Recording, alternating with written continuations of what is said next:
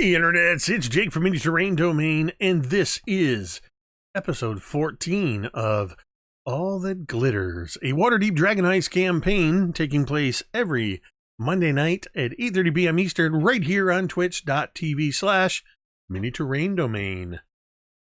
With the video on demand happening just 2 days later, and I've recently put plans in the place that will ensure that that actually happens 2 days from now, because I'm learning how to use some new features on YouTube that allows you to schedule when your videos go live. That makes it so much easier. So if you're missing out or can only watch part of this with us live, fear not. In 2 days you'll be able to check it out. I'm going to only make just a couple quick announcements. One, domain dice. By now, you probably know how domain dice work. If not, look down below and you can see the scroll explaining the domain dice, or you can type in !domain dice in the chat. Or you can type in ! and chat commands to see what else you can type in, such as our names, our characters' names, etc., to learn all about what's going on in the game. The last announcement I'm going to make before I turn it over to our DM is I thought I was typing. It wasn't showing up. I'm going to type in a chat command, 10K give away. I am running a sprint towards 10,000 subscribers on YouTube, as we are less than 1,000 away. I don't remember the exact count from 10,000. All you have to do is type in or click on that link, and there's all kinds of ways that you can enter by following the Twitch channel, following on Twitter, following and subscribing to the YouTube channel, etc.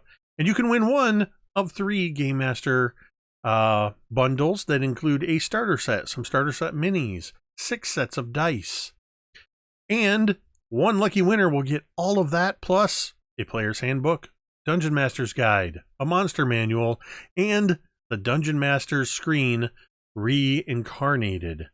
All of that can be yours just by clicking enter. A quick note on that, the contest is eligible only to people in the United States and Canada, excluding Quebec, for reasons that Quebec has very bizarre contest rules. So be sure that you read up on those before you type in. Despite the fact that Mike is in the chat typing in all of our characters from Tomb of Annihilation for some reason. I guess he's making sure I'm actually doing what I said I was doing. Because you know that only Vale was in there. All right. I'm going to turn it over to Mike while I try to find my character sheet. Oh, there we go. So Mike, this is your show, so okay. Sorry, one last thing. We're going to be taking our usual break about partway through whenever Mike decides it's time for us to take a break on a cliffhanger. You might want to stick around because we got a new promo video. There is a promo for Megan and Connor's Cryfoth setting, as well as a promo featuring our own V, as well as some other product that I have out, etc. So that's it. Mike, now it's your show. For real. Okay. Just checking, making sure there wasn't like something extra you just wanted to throw in there. Okay. Well then. Hello everyone. Welcome to All That Glitters, a Waterdeep Dragon Heist campaign that I love coming in here. This is definitely the best part of my Mondays, definitely the best part of this Monday, but I won't get into that. Before we begin, I'm going to have anyone in this group, give me a recap, Megan. I can do it. Good, because you said you were going to this week. I did. Last week. And I will. All right. Okay. Okay. So we started off with getting a piece of paper from Mert with the questions that we had asked him, and he had answered those questions, which were very interesting. And one of the names that had come up, this was in regards to the Zentarum going after a gnome, and then someone threw a fire thing and blew everyone up.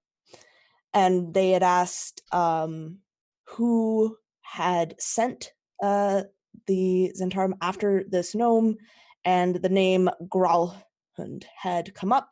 And 6, this name rang true for him because not only had we found it on a dead body, the ring, found a signet ring on a dead body in the dock ward, but a member of the Gralhund family took 6's mother. And so that was a lead that we have now, but we wanted to go and visit the automatons because there were some eye reports of a puppet flying around, and that was not flying, jumping, running around, that had thrown this fire thing. And so we go and visit, and we were attacked by a fearsome creature, a mechanical bird. And we go and we meet Valletta, the priestess, and she said that was probably Nim, who is a automaton that is kind of learning. They are very unique in that they are self-aware and they want to learn. And when we talked to Nim said that they had made another robot as a friend and who got scared and ran away months ago. And Anna found that she had kind of related to this Nim rather well, and so she gave Nim the robot head of the bird that they had killed, and in return, she got a robot finding umbrella. Then we went to the memorial service that we were holding at Nobody's Inn, and while that is happening as a front, a couple of us are going to go look at or search through Gralhund Manor while Kiara is going to stay and kind of save face for us. Talk to important people. That's good. That's good. And I'll tell you what, I'll actually give you the point of inspiration. You can tell me 2 things. Oh, no. I know, right?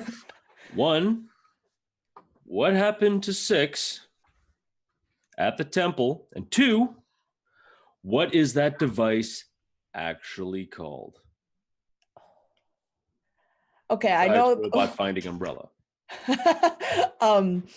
The 6 climbed up the temple because he wanted to go after the robot who was later Nim, who had hidden or who had disappeared into a hole, and he got caught by the guard, who gave him a citation, a ticket, which he promptly tore up, and it whooshed away. And Kiara and Anna made a bet that he is going to go to jail. So, as for the name, I just have in my notes robot searching umbrella. So I'm not sure. Can anyone else help? I did call it in the spinny thingamabobber. That's what I have in mind. Boom. No. Oh, looks like no. How about you, Bevyn? I just remember the Red October reference. That's really all I can tell you about. So that's actually perfectly. That's 100% fair. It is called the Nimble Right Detector. But well done, Megan, for your excellent recap. You don't get that point of inspiration, but but you know what? You did really well. So I'll tell you what, I was on the cusp of it. That makes you feel better. At any rate, if there are no questions, any concerns by the players, let's dive right in. That was kind of like the last minute. No? Okay. All right, we're good. All right, Bevyn, your head has been in a fog. After the events between you and Esvel, you don't really know what to think. You've been walking through. The streets just seem to bleed away. The buildings appear like mist in your vision. It's just a tunnel. And so much so, you almost don't realize when you walked into this tavern. And yet here you are. A bartender kind of sidles up to you as things kind of start to begin to climb into focus. And he says to you, "All right there, master. Would you care for another pint?" I'll just push a couple of coins across. Just hold up. Shush him away. And he kind of grabs your empty tankard and he walks over and fills it up. Sets it back down. You don't seem too happy. What I got to be fucking happy about? I don't know. You're alive, ain't you? Sun is shining. Well, kind of. From the clouds. You seem like you got enough coin to rub together to sit down and have a few. Right. I just want to be alone with my thoughts right now. I appreciate you. Appreciate you looking out for me, but well, I just spent too much time getting into things I shouldn't have. Now I'm going to get into this ale. He's as you're talking to him, he's not actually even looking at you anymore. He's looking behind you, and you can see his face kind of drops, like he's not even listening to you at this point, but he's looking behind you, and you can tell his eyes are kind of like in that, do I know this person? And then they kind of go a bit wide, and then he, like, before you're even able to put a finish on that sentence, he just kind of scampers off and goes to occupy his time with anything. A voice comes up behind you and says, "Come on now. Is that any way to talk to a bartender? You know, they're very important here in Waterdeep." And if you were to look behind you, not that this individual would wait, you see it's a familiar voice, but an unfamiliar face. You see a half-elf dressed quite nicely in brocade and nice pants and a rapier, both a rapier and a scimitar hanging off of one side of his belt. And he sits down beside you and he looks at you. "You did good work, you know, with the potions." And he kind of reaches into to a pouch and kind of slides a couple of just 2 platinum pieces across the bar. Now, for someone who's gotten, well, probably I'd say more gold than most folk could spend in a lifetime, what has you crying into your pints, eh? Well, I reach over and I just grab the coins and I'm not even looking up. I just pull them back right into my purse. And actually, before I even put them in my purse, I just kind of hold my hand on them on the table and just kind of pat at them a little bit. I forgot what was important. I just keep patting at the coins, and then I'll slide them into my purse. I let things get in the way of what I came here for. And why are you here, Bevyn?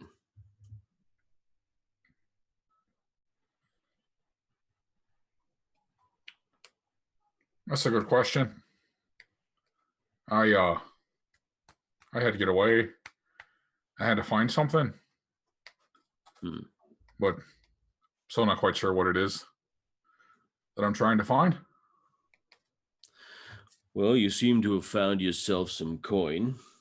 And he kind of like holds a finger up to the bartender and kind of points to you. And then holds up another one. He grabs a good solid mug. Well, it seems to me that maybe what you want and what you've expected have become two different things. And he takes a swig back on his mug and sets it back down. I've been thinking something like that myself tonight.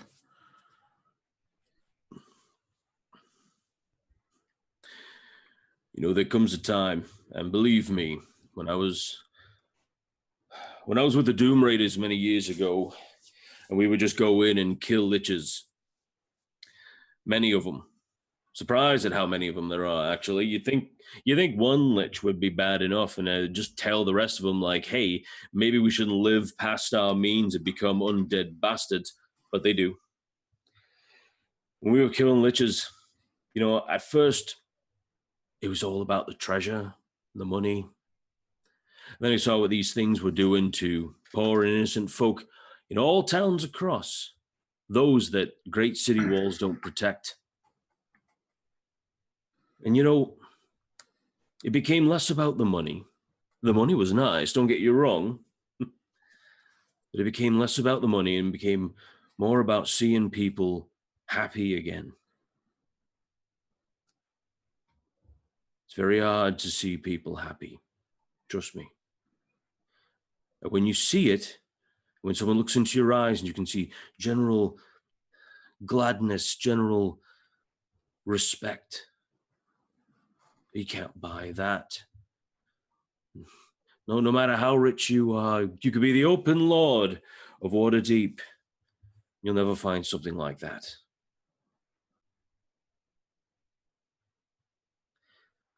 So yeah, I mean, maybe you came here for something important, right? And he kind of finishes his tankard and like pops it down. And maybe, just maybe, you came here thinking you're going to start anew. And he taps you on the shoulder and he kind of like leans his face very, very close to your ear. The ghosts of our past quickly catch up with us. And he taps you on the shoulder. Right, well, I've kept you long enough, and looks like I've worn out me welcome. And he nods to the end of the bar, and you can see now a couple of like off-duty members of the city watch are like conversing with the bartender, and he's kind of like flicking his hands and like, you know, pointing over at the two of you. I think it's time for you to go back to your friends. And time for me, well, keep enjoying my freedom. So as he finishes up, I still haven't looked at him the whole time he's been there, but I just kind of, I reach over as he's walking away and I just kind of pat the shoulder. It's good to talk to you. Oh, thank you. And then I'll just kind of stand up and start heading to the door. Sure. And as he walks, you kind of see his form begin to change from the feet up. You start seeing that familiar black plate. And and like kind of more human form as he kind of like walks out the door. Now, as for you, you actually ended up in a place that's not that far away. You see now as you walk out the door and you just kind of instinctively look up, you see it is a small tavern, which is also kind of an inn and also kind of a warehouse, called the Silent Shield. And you know that generally people here, they kind of want to hide, but there are certain individuals that if they come in, they draw too much attention. So sometimes the watch is called in, even though there are many kind of hidden areas. This place is very much a friend to those who don't want to be found. But even then, the watch, a couple of the probably less scrupulous watch members were kind of walking over to you. Hey, who was that then? Who was what when? Yeah, real funny. They kind of look at you. Was that Davil Star Song? The little one that was talking to me. Isn't Devil a big bastard? Well, I mean, isn't he? And, you know, they kind of look at each other like, what? Well, never mind. And they both kind of saunter back and they look at the bartender and they're shrugging their shoulders, and bartender just goes back to wiping mugs and pouring. From where the Silent Shield is, you know that it's actually very, very close to the Troll Skull Manor. The what? Or the Nobody's Inn. God, really? Oh yeah, is that going to be a thing? Is that okay? Careful, Dwight. I've got my backup rolled. I will semantic you to a new character. So and speaking of which, as you kind of look across at the familiar trappings of the kind of larger home, we go now to there. Six and Anna, you two have gotten your things ready. You're ready. Like you got all your gear, everything that you could possibly need to go and just have a quick little jaunt down Serdune Street. Kiara, the place is still quite busy. Quite a few individuals have come in. You see most of the local businesses. Fala is there. Victor Trench is there. Just the general group of individuals who have all been kind of kicking around and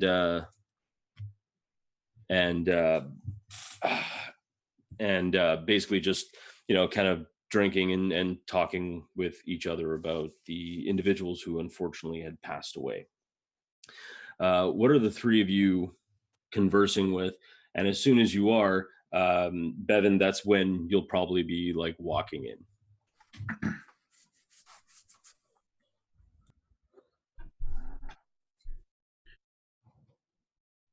Well, Anna, do you have everything you need? Yeah, I think so. Are you ready? I'm always ready. You sure you don't need to have like a grappling hook or something to help you climb much quicker and better? All right, you do a few illegal things and suddenly you think you are the master criminal mind. Just... Well, he did tear up that ticket. Oh. It was... What a bad cat. It was less about flaunting the law than about the fact that I have natural climbing abilities that you do not possess. And, as we have already seen, I am a better climber. That will come in handy when you're running away from the guard because they saw you because you were making so much noise. And I will be laughing at you. You underestimate my ability to be very quiet. I don't know why it is that you think that I am one that is so prone to making noise, when more than one time I have demonstrated that I can be utterly silent, like you would not even know that I was there. Nobody would know that I was here. I am so quiet all the Like time. walking on cat's feet. This is when I reach over and just tap Six on the shoulder. Which shoulder? settled behind him, the right shoulder.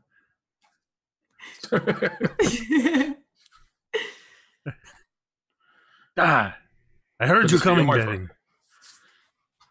I knew you were there. Are you Of done? course. Are you done sulking? For now, I think. You want to come with us? We're about to break into someone's house. Ah, that She's sounds like speaking my kind of. metaphorically. And I'm going to look around the tavern to make sure no one heard that.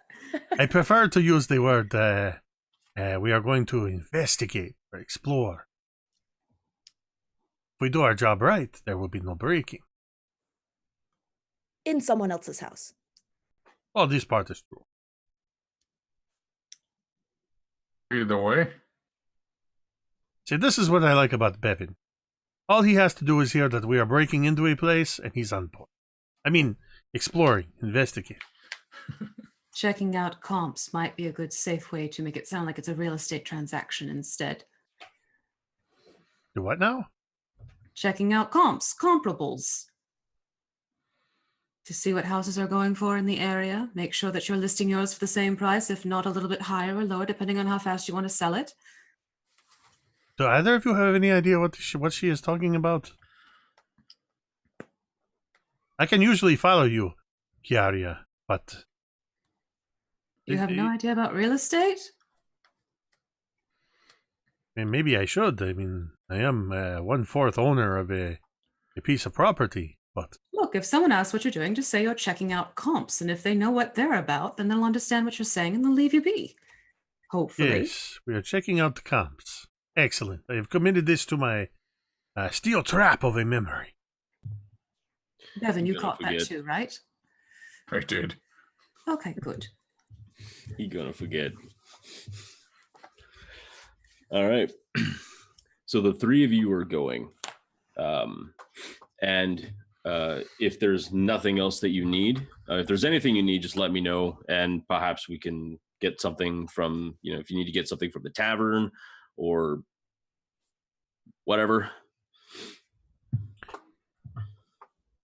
I am dressed in my darkest clothes under my leathers. I have my usual accoutrements, and I have I still have the fireball necklace wrapped around my wrist and concealed under my sleeve.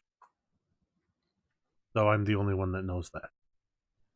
Well, I mean, I know that, which pretty much means every NPC knows that. Sure. You want to look at it that way? You know. So as you, I will have taken a minute to go upstairs and change clothes into something a little less daytime. While Yeah. Bevyn's gone, I'm looking at Anna, not saying a word for a few moments, and then I just say, is that what you're going to wear? Okay. Anna just shakes her head. Wait, what is Six wearing?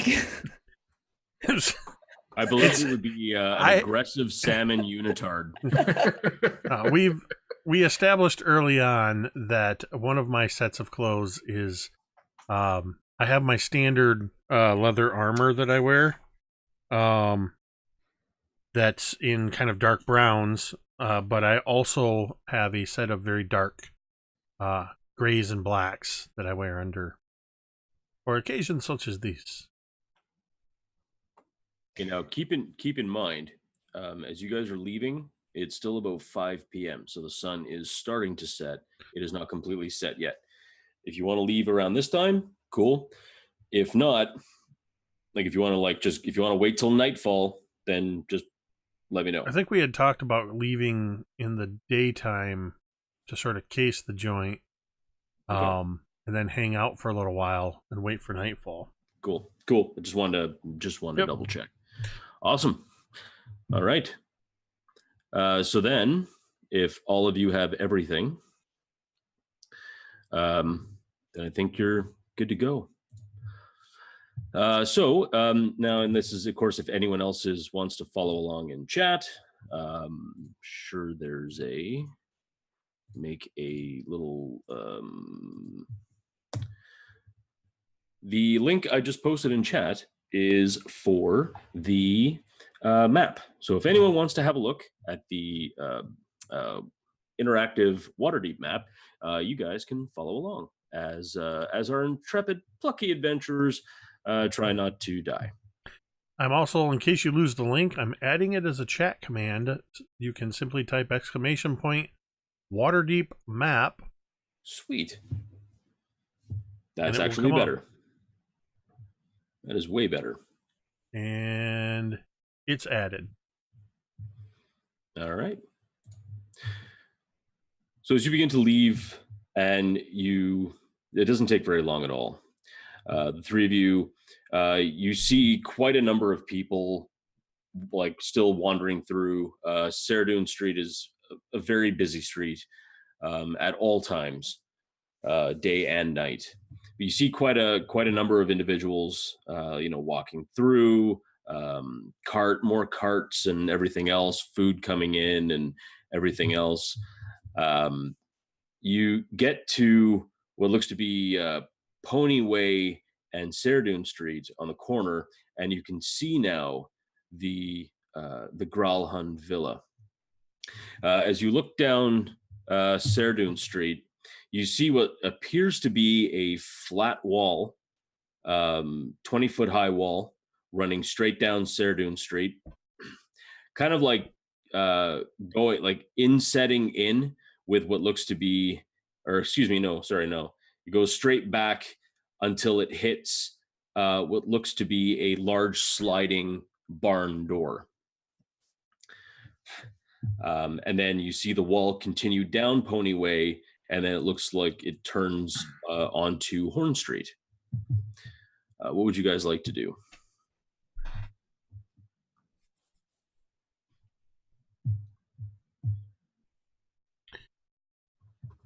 What do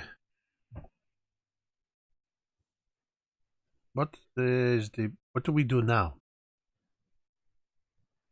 I must admit, I've never actually cased a joint before. It's all about confidence. I've got that in spades.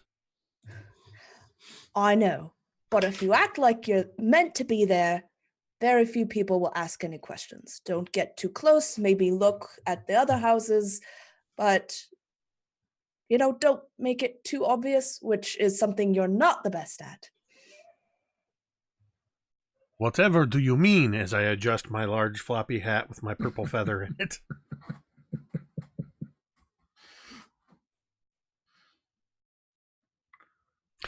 No worries. I'm simply comping the properties. Property comping. I think I want to maybe buy this one. Or maybe I will buy this one. Oh, goodness. Well, you go comp your properties. I'll take a look around back. You're going to go up Pony Way and then down Horn Street? Yeah. Okay.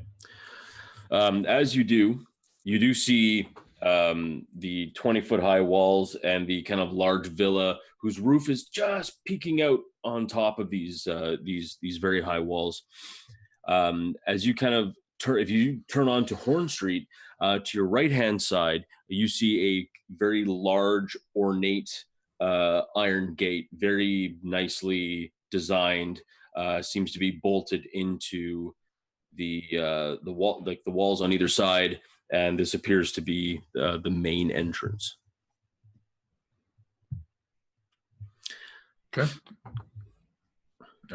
Is it guarded at all, or just a gate at this point?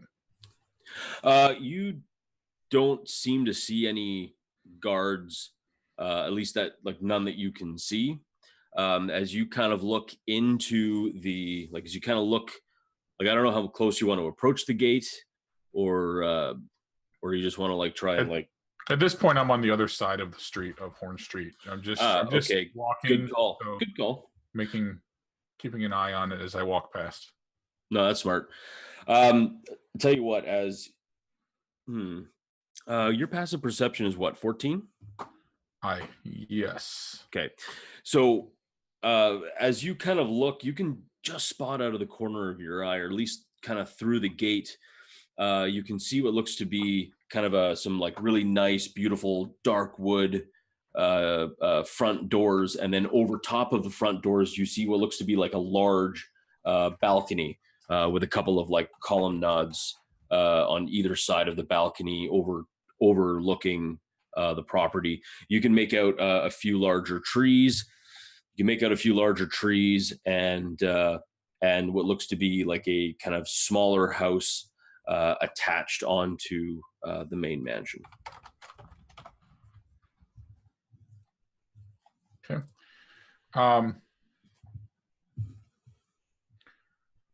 But continues to look completely walled off except for this gate, correct? I'm just seeing this all over top of the wall. Okay. On Horn Street, that is all you can see is just the main gate. Okay. I will continue on down Horn Street, and I'll hang a right on Lion Street and just circle back to where I left everybody else. Okay, sounds good. So as you make your way around the block, you kind of notice, you kind of get that weird feeling, that uneasy feeling of people watching you. And sure enough, as you are walking down, you see kind of like more elegant dressed people, kind of like Troll Skull Alley, but different. These people seem like a little bit more snobby, a little bit more elitist, as they kind of look at you with this like kind of slight bit of disdain and kind of this curious, what are you doing here, kind of a look. What are the other buildings around? Can I tell what they are? Is it all just villas and manors, or? They're not villas, but they are definitely nice, like really nice homes. Definitely like like brownstones. Really nice like single family homes, all done in brick and stone. They all seem to have like small little gardens in front and little like wrought iron gates kind of like sectioning it off. It's like you're in the suburbs, but creepier. That's possible. Okay. I'll just continue making my way around. I won't not make eye contact with anybody, but I'm not seeking it out either. So I gotcha. Trying to walk while. No worries. Yep. Yeah. So you make your way down Lion Street and you head back up Saradoon Street until you again kind of walk past the wall that just has the single sliding barn door with a padlock on it. However, from where you're standing, or at least from how you're walking up at the angle you're at, past perception 14.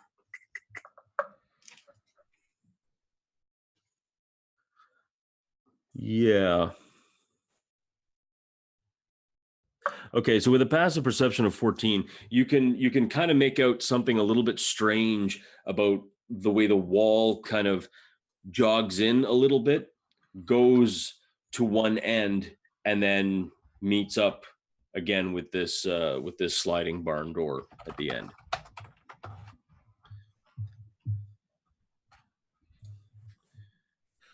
And is there anything that looks like still no signs of guards or anything like that? No, I mean, you haven't seen any like guards patrolling. You've seen a couple of watchmen, a couple of the city watch just kind of walking, like meandering about. But you see, again, just a lot of people moving in and out, going wherever it is they go. So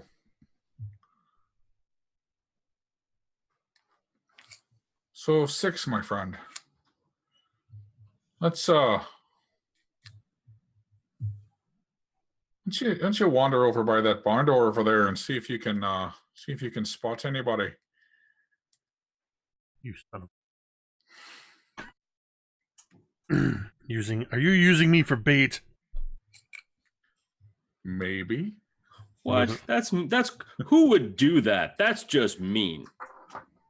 Well, I would know with my 9 intelligence. I would know if somebody was using. There's But over. I'm pretty sure I heard somebody talking about houses for sale and comparisons, so might be somebody for you to talk to over there. I will give you. Actually, I think I would actually say this. I am going to give you a skeptical look. But I feel like there's. I feel like there's something more, but that is okay. Bevyn always plays his cards close to the vest. Curiosity is getting the best of me. I will go. Okay. So as he walks away, I signal to Anna at the spot in the wall that I noticed, just to keep an eye in that area. And then I'm gonna just kind of usher the three of us back on the other side of the street. Okay. Wait a little bit. So as far as you six, so you arrive at the barn door. There's no opening, like you can't see in. It's a barn door, but it's completely solid. There is a lock and like a padlock, kind of on a bolt. Just kind of locking it from the outside in place. And I mean, it's decorative.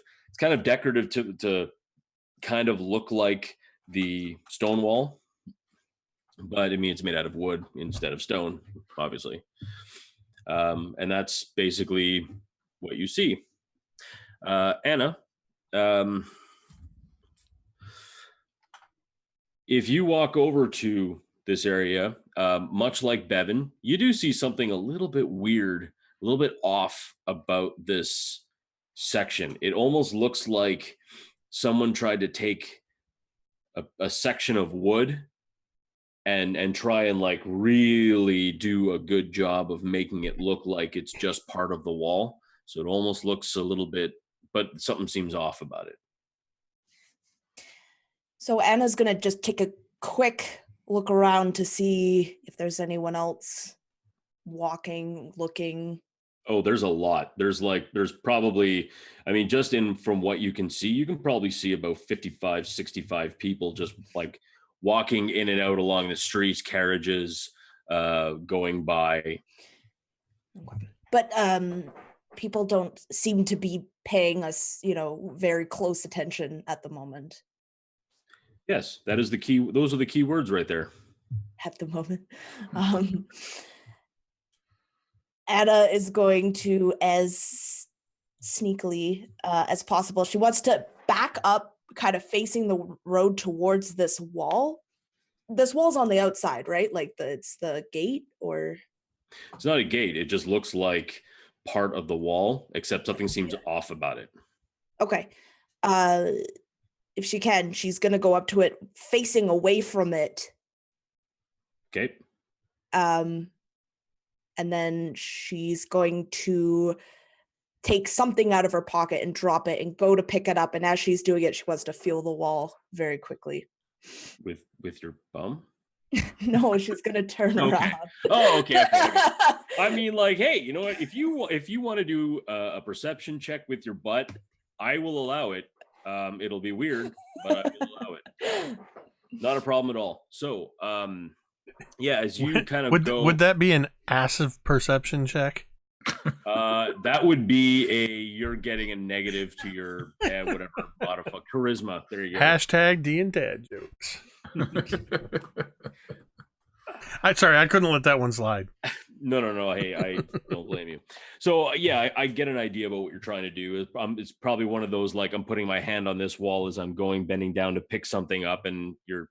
So as you, as you feel it, it feels like it's made of wood. It doesn't feel like stone.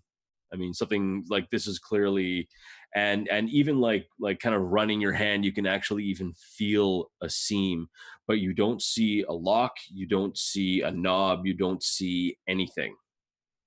It's just looks just like it'd be a flat piece. All right. So not wanting to spend too much time there, as soon as she sees this, she's going to run over to, or jog over to Bevyn. It's just wood. It looks like they tried to cover something up, but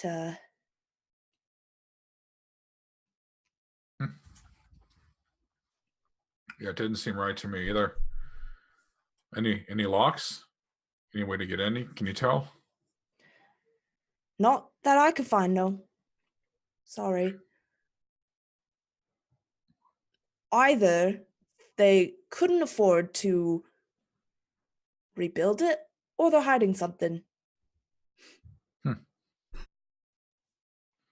Seems like it might be a better way of getting in than the big iron gate on the other side. All right.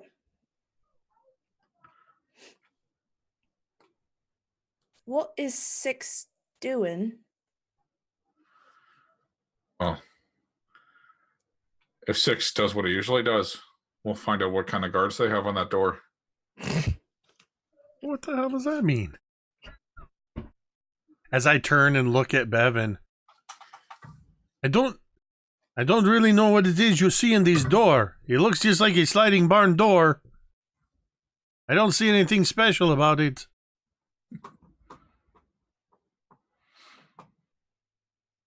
You guys are so mean to poor Six. I think Dwight has I'll something wait. against bards. I'll just wait for a minute or two and then just wave him back over. Well, my bad, 6. I thought it was something else. Well, it was nothing else, is what it was. Did you see anything interesting else other than any other barn doors while you were walking around the block? Well, lots of people that don't want us in the area, and a big iron gate on the other side that doesn't seem like the best way to get through. But, A gate? Like with bars and such? Aye. Like how far apart are they bars? The bars themselves were probably no more than about 10 inches apart, and most of it was covered with looks like to be like a vine motif. Basically something you'd see is at like in an extraordinary wealthy person's home, their front gates, going to their, I don't know, free range Beamer driveway or something. So, what you are saying is that right now you don't see anything obvious the way to get in. You have not determined if there is anybody watching the place. I'm not saying this is a deterrent for us to do what we are going to do, but maybe it's time you let me try a little something that I don't think you are capable of doing. Unless you want to go in blindly. What did you have in mind? Let's see. Is there a way that I can... Is there, like... Are we on Sardoon Street across from the manor? Or are we on Pony Way? No, you are currently across the road on Sardoon Street, and I would say kind of like that small... Like you're just kind of at the corner between Sardoon and that small road that doesn't seem to have a name. Maybe Right. Usselbrand Street, I guess. Okay. Is there somewhere that I can slip out of sight of the general populace, like a little tight alleyway or something like that? I mean, you could probably like go into that little like green space behind, which is kind of like just like a small little walking park area. Okay. Actually, I'm gonna double check how long this lasts before I do the thing. Because I'm going to do a thing. Hold on a minute. I'm going to go over here. Don't follow me. Just let me go by myself.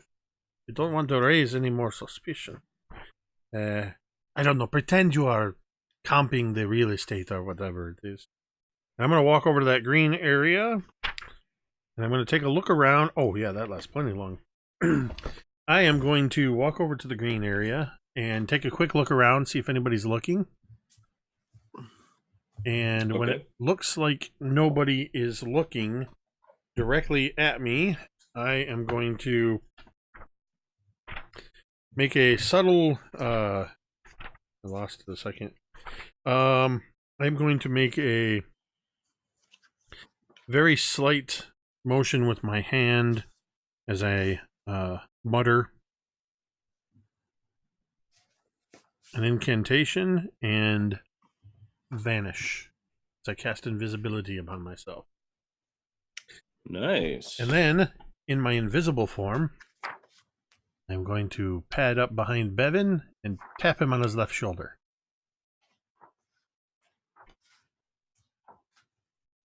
I don't turn around at all. I don't acknowledge at all. Oh, play his game. Ah, that is very good. Pretend that you don't even know that I am here. You hear uncomfortably close to your ear. You can feel my whiskers grazing your cheek. I just kind of chuckle. Okay, 6. Do your thing. And in my invisible form, I'm going to first see this wall is 20 feet, you said? Yep. I'm going to climb it. Okay. I'm going to scrabble up to the top and take a look over it. Okay. Please make me... Give me one quick sec here. So it'll be an athletics check. I have a climbing speed.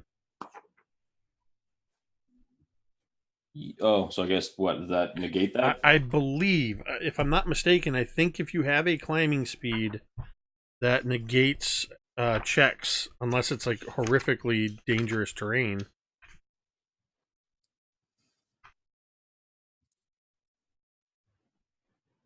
Because normally if you don't have climbing gear or climbing speed, you have to, of course, see under movement. You have to make checks. 182 and 190. So climbing. That's okay. You know what? I'll give it to you. If you got a climbing speed, you got a climbing speed. Only at the DM's option if it's a slippery vertical surface or one with few handholds. Then... Well, it would be one with few handholds. Because I mean, it's a stone wall. It's not exactly something like, hey, let's carve natural ladders into this thing so people can climb over and take our stuff. Fair enough. But roll me an athletics check. But I will say roll with words and stuff. Roll with advantage. Okay, then I will use this other die. No, this one. And that one is a... Oh, whew. I rolled a 6 on the first die. I rolled a 19 on the second one, which gives me an athletic score of 19. Nice. That was close. You managed to scrabble up. Your claws kind of just like in a couple of spots where the masonry has worn a bit thin. You're able to kind of hop up straight on top of the wall. Kiara, as you're moving through the tavern, you're just kind of talking to people. You hear people, speaking back and forth, and lots of conversation. No, don't worry about it. And you see a large group. Is there anyone that you're trying to look for in any way, shape, or form? Probably Fala, since we had spoken right after the explosion had happened. Sure. You do find Fala. They're actually at the bar just ordering what looks to be a cup of wine. Okay. I'll walk over to them then. Fala looks at you and kind of smiles, but not very overjoyed smile. I think they're still feeling a little bit kind of tense. Oh, hello, Mistress Kiara. Hello, Fala. How are you today? I am well.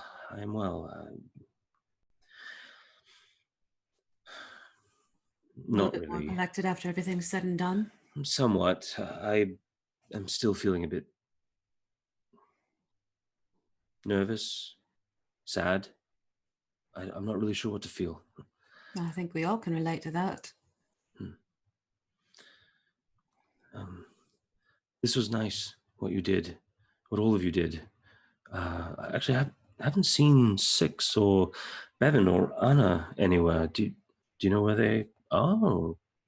They're wandering, trying to get a few things here and there before businesses close up. Yes. Of course. The grand opening and everything like that, we're realizing where things are a little bit lacking. So just trying to fill in the gaps while we can. Well, luckily everyone is here. I think Tally is over, and they kind of point over towards that kind of alcove area. I think Tally was over there. He was inspecting your furniture, I think. Don't mind him. He's nice. He's just really, really, really likes working with wood. It's almost an obsession. Oh.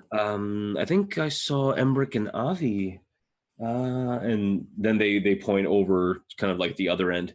Yes, they were both sitting down at a table just talking.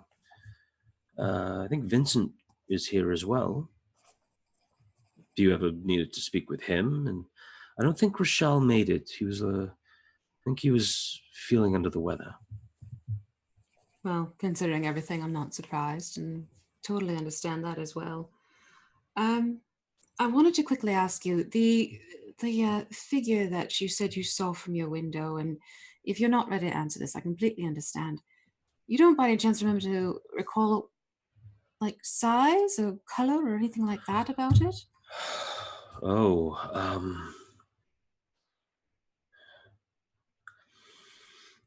he was definitely a he, large, broad-shouldered, but not too big. He didn't seem like a great and powerful warrior or something, but he definitely had muscle. So it sounds like someone who's well trained at least. Oh, yes. He had a look in his eye too. What kind of a look? He's killed before, and he has no qualms about it. It's very off-putting. I don't And she kind of takes a quick nervous sip of her wine. I know he was injured. He definitely walked with a limp. He must have hurt himself, I guess, during the blast or something. But he limped quickly out of Troll Skull Alley. I don't know where he went to, but he kind of limped towards Tally's workshop and then kind of took off, possibly east. I don't know. Well, it's something to at least keep an eye out for if we see such a figure lurking in the darkness, so to speak. I don't know about you. I'm just a little bit upended from all of this, and I'm trying to make sense of it all. Yes, no, I understand. I wish I could have done something more. I replay everything I saw back in my head, and I'm thinking that I'm grabbing a flower pot and I'm throwing it at him and knocking him out, or I'm jumping down. And It's always easy to think of what you should have done after the fact, as opposed to what you can do when it's happening. yes. You'll make yourself crazy if you start thinking that way. The fact that you're even speaking about this is of help. Did you speak to the authorities about it yet? Well, I did speak to Inspector Blastwind after we had discussed it. Well, at least, everything else, but I don't know what'll come with that. At least it's something. Mm. And all we can do now is just keep an eye out, and if we do see this stranger again, we at least know to maybe try and waylay them, or at least alert someone about their presence. I hope so. I mean, this individual seems like they were on a very strict mission, and they looked like no one was getting in their way. And kind of, they let that hang for a little bit, and then they kind of turn to look at you and smile, and the fella says, excuse me, and they kind of go off kind of towards the corner,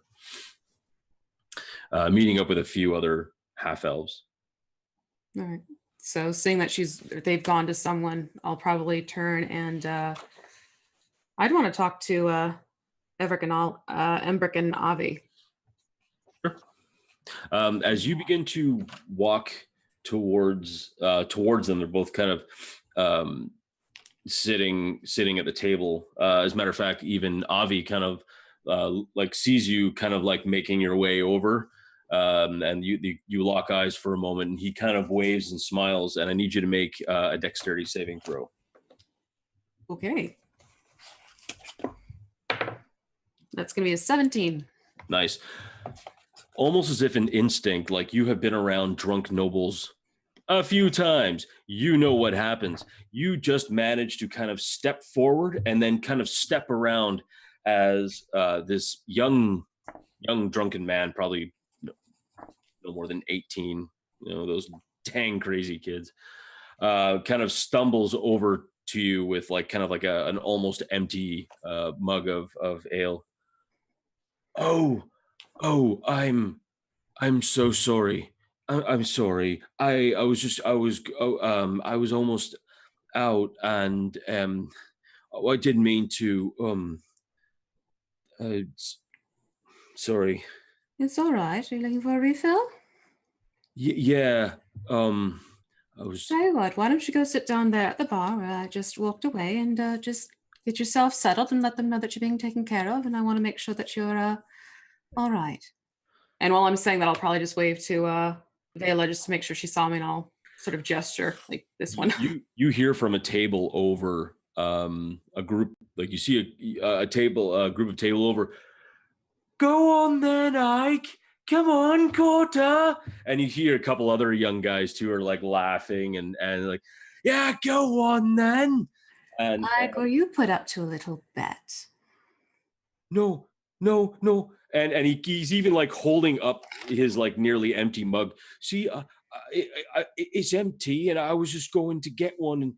And she'll lean in close to him and like whisper in his ears, "Let me guess. They were trying to get you to kiss me." No, I really was. And then he holds it up to your face, like even though you're whispering in his ear, he holds it up to your face, and it's actually starting to dribble out onto the floor. See, it's empty. Now Go it is. on, Ike. And they're just like, they seem to be just razzing him. Look, I'm sorry. I just like to come in every so often to get, I mean, I am. Ike, breathe. Well, I'm sorry. I work for a really, really, really strict household, and I don't want to. I like having my free time. Does that make sense? And I don't want to get in trouble, and I don't want you to be mad because you seem like a really nice lady, and well, please don't be angry. I'm not angry. You're not the first group to come with such thoughts, and it's not something new for me either. And I understand what it means to let off a little steam and let loose a little bit. But I honestly, I would never go and touch someone when they don't want to be touched. Honestly, because I mean, if I would do that at my Lord and Lady's household, I tell you, Lord and Lady Growlhund would have my hide. Would they now? 6. You just get to the top of the wall, and looking out over, you can see actually the sun is just starting to peek down behind the houses, like going westward. I know where the sun sets. We'll chalk that up to a bit of personal injury there. Anyway, sorry, I just need to catch up on my notes because many things have happened. Here we are. I didn't realize that a knee injury affected your ability to discern cardinal directions. Damn, good call. No, actually, it's just the pain. Just kind of trying to like suck it up, and apparently you can't drink booze while you're hurt. Anyway, so as you kind of look out and over, before you can see the kind of crushed gravel path that leads from the gate over at the far end. You can see the 2-story mansion to your left, and then it looks to be a smaller house attached to it. And then to your right, you see what looks to be a coach house. Now, I do want to say, and this is for people at home and for you guys, the players, when I refer to a coach house, I don't mean the modern version of a coach house. I mean an actual coach house, which would be small stables, small place for carriages. So, yeah, not the cool place for affordable housing in nice neighborhoods. This is an actual stable. I don't know. Maybe you want to sleep with horses. I mean, it's up to you. What would you like to do?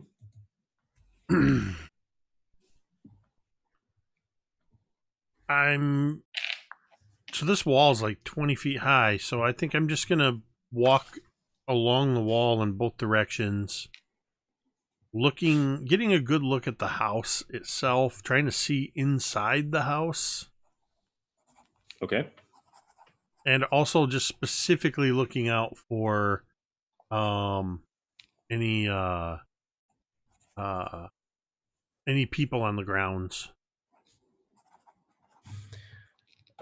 At the moment, you don't see anyone. The windows, the shades, most of the shades are drawn.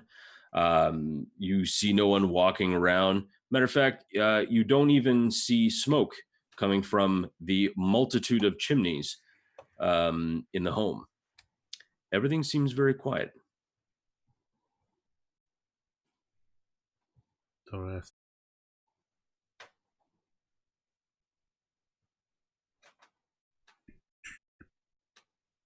Well, I'm going to climb down into the courtyard and get a closer look. Sounds good.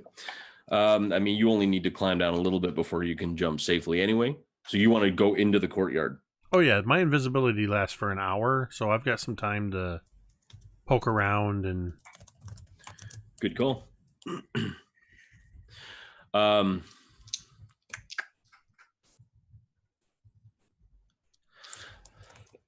Okay.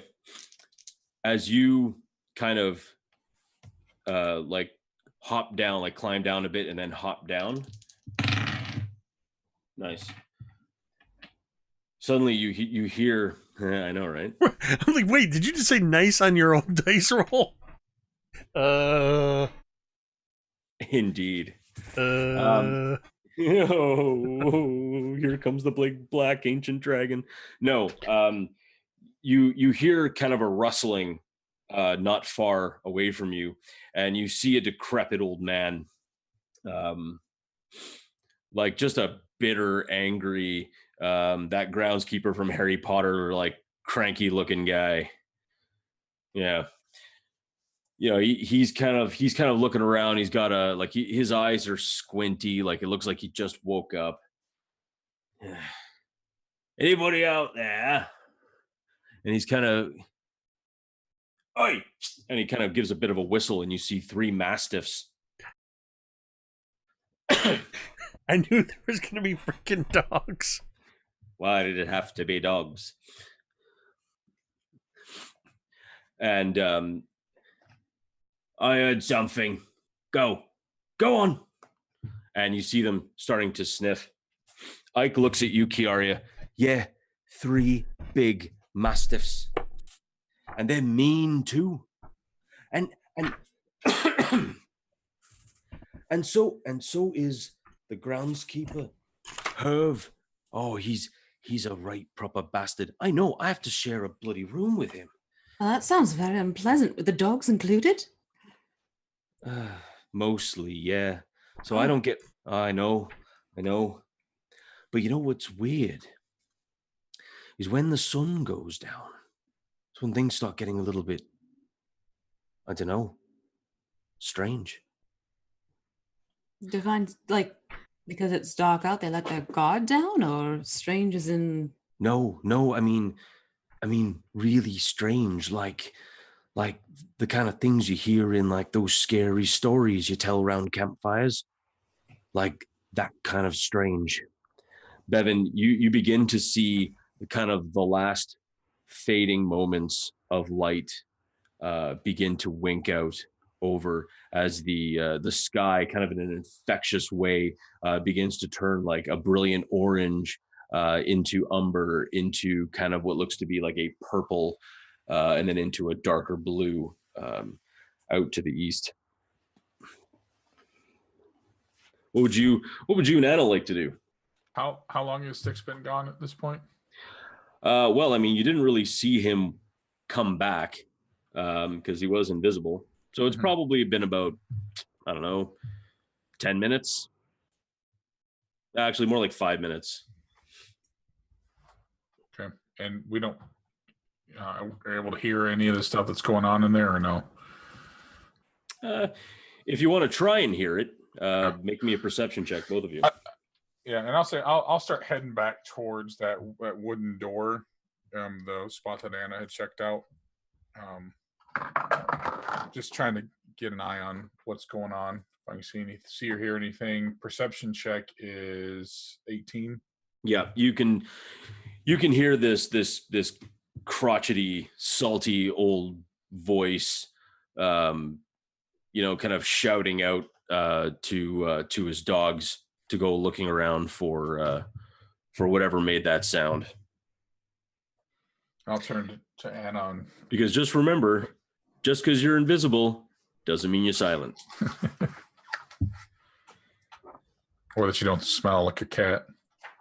I mean. So I'll turn to Anna, and there's dogs in there. If Six is in there too, that's not going to go well. I'm almost half-minded to leave him there. Cocky bastard, telling us what we can do and what we can't do. Half a mind, yeah. But we're not gonna. I know. Well, the sun's about to go down anyway. Shall we go in? That's what I was thinking. All right. Now, how? Maybe that wood piece? Yeah, let's try that first. If not, we can try this lock. So I'll go over to the wood piece and just kind of push, see if it gives, if it moves at all. It doesn't. You feel like you're really, really gonna have to punch that thing or kick that thing pretty hard. Okay. And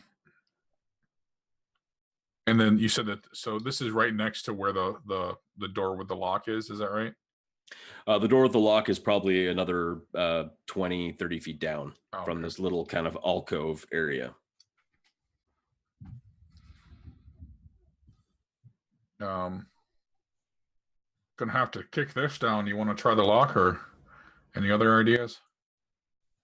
Anna would look. Did she see any tall trees?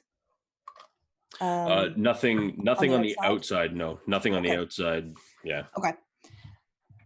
Right. If you have to kick it in, that might make a bit of a noise. That was my thought too. We're pretty good with locks. You want to see if we can get in over there? Right. I'm on it. And she would go over. And after checking inside through the gate, through what she can see and kind of around, she would, as quickly as she can, try and pick these locks.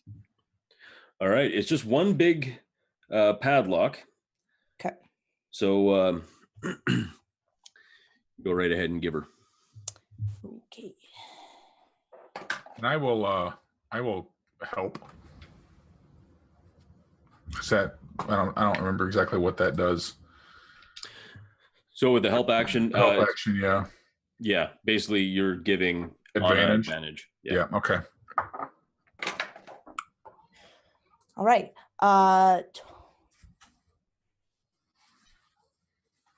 So that's a 17. Okay. Give me one quick sec here. Okay. As you try, you're that's with advantage? You did do it with advantage? Yeah, my second roll was an at one. So Oh wow. Okay.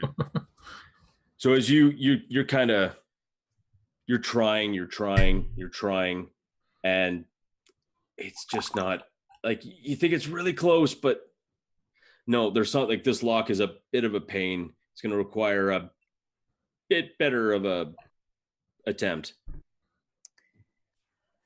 you hear Anna curse under her breath. Why is this lock harder than that temple? Jeez. And it's going to take me a minute. I'm sorry. It's all right. Want to give it another try? You want to give it a go? I think I almost got it. So yeah, Anna's gonna try again. No worries. As you do it, I just need to roll a perception check to see if some poor errant person just happens to like, what are they doing?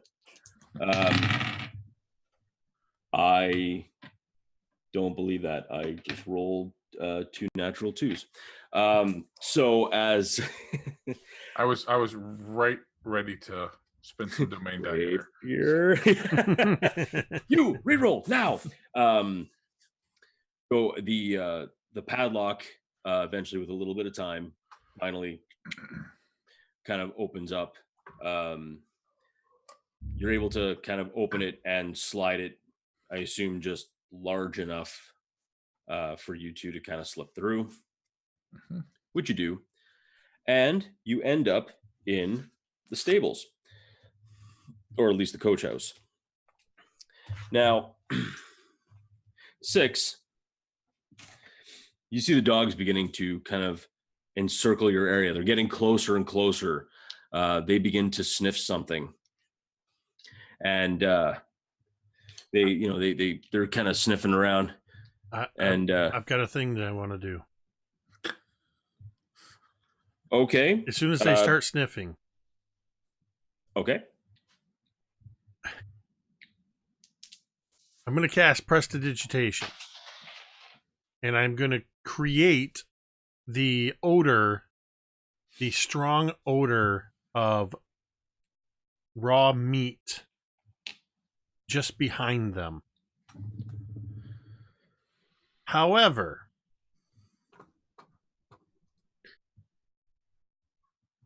when I cast Prestidigitation, that is going to cause my invisibility to drop. Invisibility is a relatively new spell for 6, And with his low int and low wisdom, I feel this is very much in his character. It's a reflex action. Oh no, there's dogs. Quick, make it smell like meat. And as I make the gesture and sort of imagine this smell of meat behind them, that's when I realize I can see my hand in front of my face. Yeah, the three mastiffs kind of immediately shoot their heads over and begin sniffing, and then kind of look back, and they both, like, all three of them begin to look at you, and they begin to growl, and Herv begins to kind of come over. I got you now.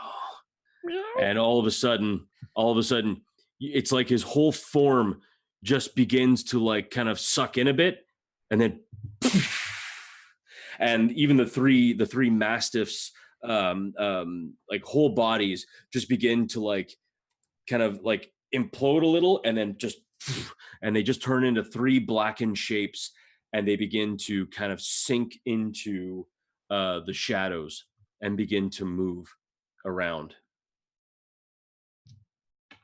And we're going to take a break at that point.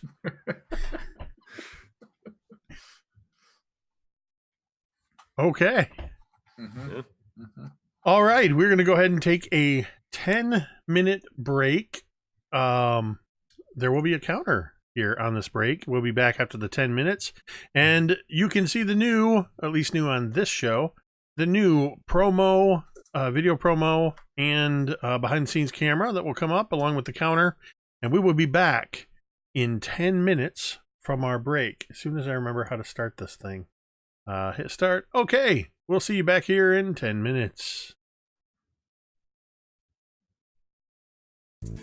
Hey internets, it's Jake from Mini Terrain Domain, and this is The Intermission. Mini Terrain Domain, or MTD, is a channel dedicated to the love of and participation in the world of tabletop role-playing games. Whether we're designing encounters or miniature terrain, building worlds or dice towers, or just playing games, everything we do here is because we love this amazing hobby. That is why the mission statement of Mini Terrain Domain is simply imagine, build, play. If you like to watch live play or actual play D&D games, you can do so at twitch.tv/Mini Terrain Domain 3 days a week at 8:30 p.m. Eastern. On Sundays, you can join us for Cult of Personality, a long-running campaign set in the Tomb of Annihilation adventure setting. On Mondays, you can join us for All That Glitters, a Waterdeep Dragon Heist campaign guaranteed to be epic proportions. And every Thursday night, you can join us for Dawnbringers, the Forge of Fury.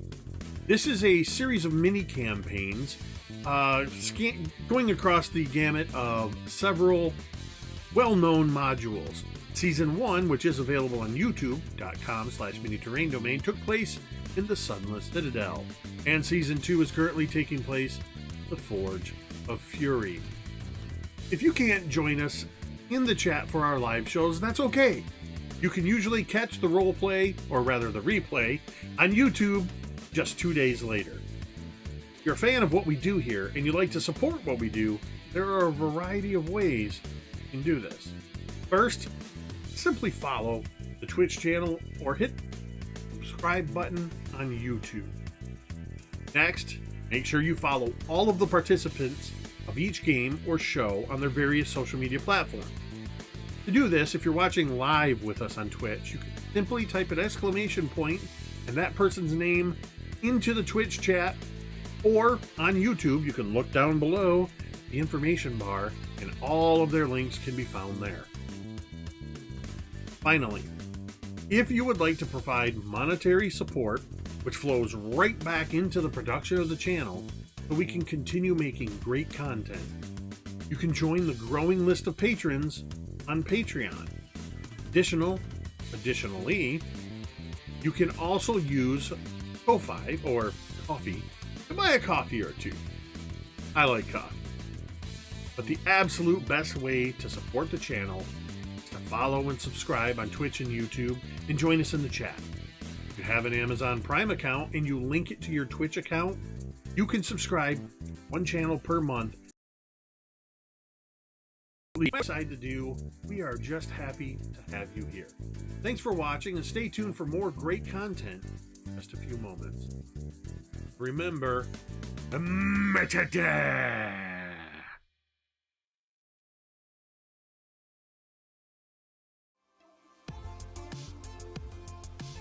Hi everyone, I'm V and I have the YouTube channel, The Crafting Muse.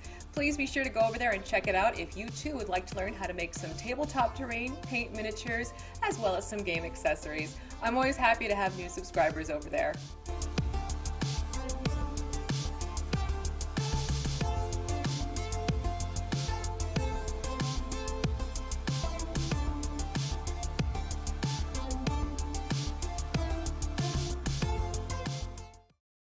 Learn the ways of the Game Master, the Dungeon Master, and delve into the minds of the players. If you're looking for adventure, excitement, thrills, and a dice-rolling good time, grab the modules each month and play the campaign with your gaming group with quest givers DM Scotty and DMG. They're taking you on an epic journey through the role-playing experience every Friday. You're sure to get hooked on adventure. And we really liked the idea of creating adventures together, so we thought that'd be a lot of fun to share with you guys. I didn't think this kind of stuff would come out of my brain. We are quest givers, and I'll see you in the next video. Adventure Mixtape, a music and adventure anthology, is a collection of 4 adventures for the 5th edition of the world's most popular role-playing game. The adventures are setting neutral and meant to be seamlessly dropped into any world that has a large seaside city and a jungle environment. With a bit of adaptation, the environments could be changed to suit any group. In Treaty of the Tiger King by Kelsey Dion of the Arcane Library, a distant king arrives at the city to negotiate the peaceful end of a war, but the mercenary guild has other insidious plans for him. Will the players be able to thwart assassination attempts against King Rami and help him negotiate circles of social intrigue in order to finally end the war? In Madness of the Majestic Menagerie by Ken Brees of Burling's Beard, the famous Majestic Menagerie draws hordes of visitors to the metropolis and cultural hub known since time immemorial as Splendor by the Sea. But now the gates of the famous zoo have been shut and the grand opening of the new section has been jeopardized by a spate of mysterious accidents and, it's whispered, grievous injuries due to uncontrollable creatures. Mr. Majestic seeks to hire investigators and troubleshooters who can keep a low profile to iron out any problems before the impending grand opening becomes a complete disaster. Do you have what it takes to uncover what's driving the madness that's befallen the Majestic Menagerie? In The Infernal Collection by Sharm Biswas, when an influential fashion designer is found dead days before a major fashion show, heroes are called in to solve the mystery, prevent any further destruction, and help the fashion house prepare for the show. Gorillas in Their Midst by Jacob W. Norman of Mini Terrain Domain is a pulp action adventure wrought with perilous challenges and a high possibility of death. But what is adventure without danger? Of course, there is the lure of vast piles of unclaimed treasure and the accompanying fame that await those intrepid adventurers who would defy the odds and plunge into the heart of darkness. In this adventure, the characters will face raging river rapids, wicked waterfalls, poisonous plants, venomous vines, sinking sands, treacherous traps, and the vicious jungle demon itself, Awakane Gori. Grab your satchels, fedoras, and bullwhips. Adventure awaits. The Adventure Mixtape also comes with 4 original songs inspired by and written for the heroic adventures herein. This collection of music and story is something unique. We had no better word for it than mixtape. If you ever received a cassette, CD, or digital playlist curated to take you on a memorable journey, then you'll recognize what you find inside this volume. Also included in the Adventure Mixtape, courtesy of Kelsey Dion of the Arcane Library, are exclusive combat cards. Special cards that contain all of the items, monsters, and spellcasters found within these adventures to make running your adventure all the more easier. Adventure Mixtape, a music and adventure anthology, is available exclusively on drivethrurpg.com.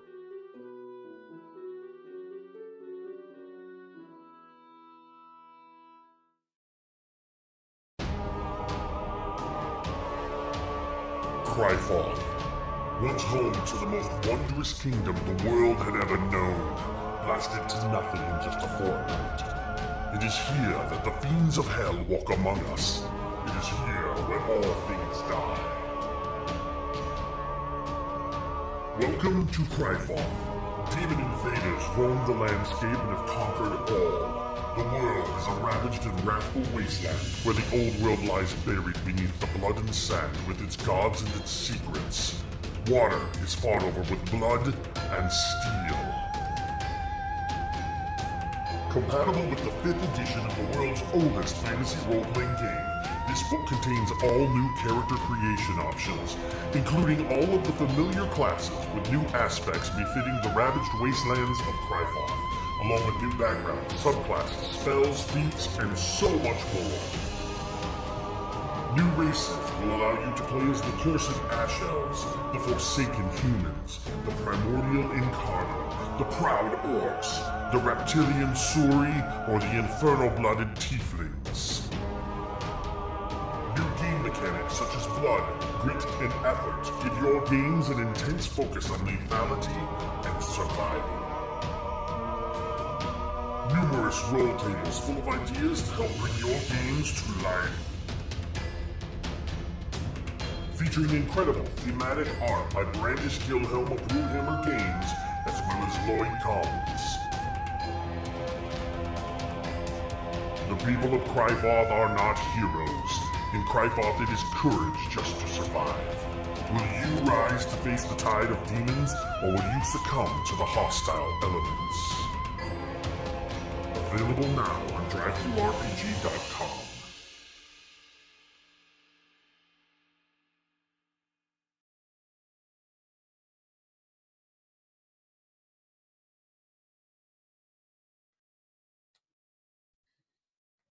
And oh, you're gonna steal my thunder, huh? Jeez, it's this guy's Twitch channel, and he thinks that it's all him. Okay, that's fine. And we're back. Last word, this guy. Ike leans over the bar at you, Kiara, and you can tell he seems to look a little bit pensive. Seems to be a lot of like things like kind of like buried deep in him. I mean, I would work somewhere else, but the Growlins pay well. It's just a lot of weird goings on. Well, I mean, like things that go bump in the night and things getting moved around when no one's looking. Well, I mean, that's just around the yard, yeah? There's just like all sorts of like weird people and that come in and out. I mean, you got these like, there's a lot of guards, yeah? Like we have a lot of guards in the Growlhund Manor, and that's good.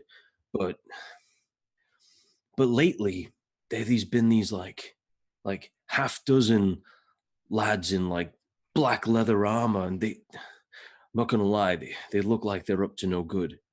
They've been coming in and out of the Growlhund Manor like all the time. It's just really weird, you know? And it's all the same armor that they wear?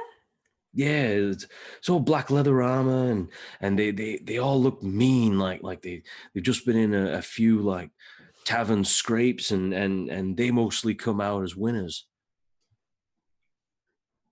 That is rather strange. It is.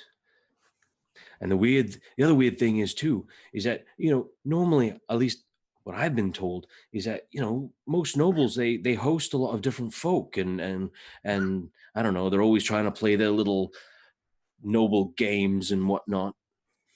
Yeah, but for the longest time, right, it's only been like one family. I'm still here. The kitten just unplugged my light. Oh. Keep going and I'll plug in afterwards. Hang on. There you go. I'm with you. Oh, I'm with you. 100% I'm with you on this one. Okay, cool.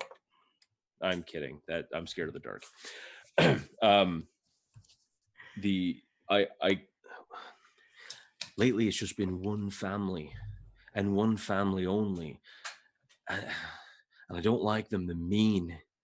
Well, I mean, the folk that deal with them are mean. Even Herv. And Herv's not scared of anyone. He's the crustiest old bastard I've ever met. Even Herv. He doesn't like them either. Which family is it? The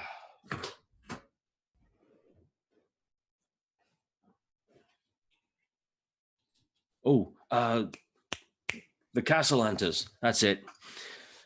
They'll go and they'll have a secret meeting and they'll expect Herv and me, which means me, to go and take care of their horses and go take care of the carriage and clean it out to make sure it's good and Castellantans, you don't say.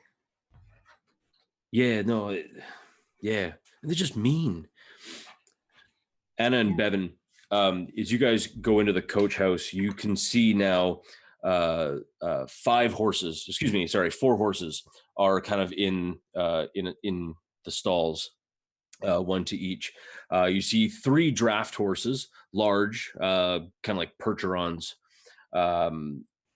They're just kind of, eating, trying to stay calm. The 4th horse that you see is this large, black, looks to be like a racing stallion. This horse seems to be kind of like edgy. As you kind of get near it, it kind of begins to whinny and wicker a bit, and kind of like moves around in its stall. What would you two like to do? Where well, I guess I'm just gonna try to move towards out onto the other side of the stables, in the direction of where I heard the talking. Okay, so as you're inside, to your right, you see all the different, all the horses in the stalls. To the left, you see what looks to be Wainwright building supplies and maintenance supplies. That's carriage makers, by the way. At the other end of the sliding door, you see what looks to be one kind of simple wooden door. And to your left-hand side, probably about 20-25 feet, you see another door, and it's kind of slightly ajar.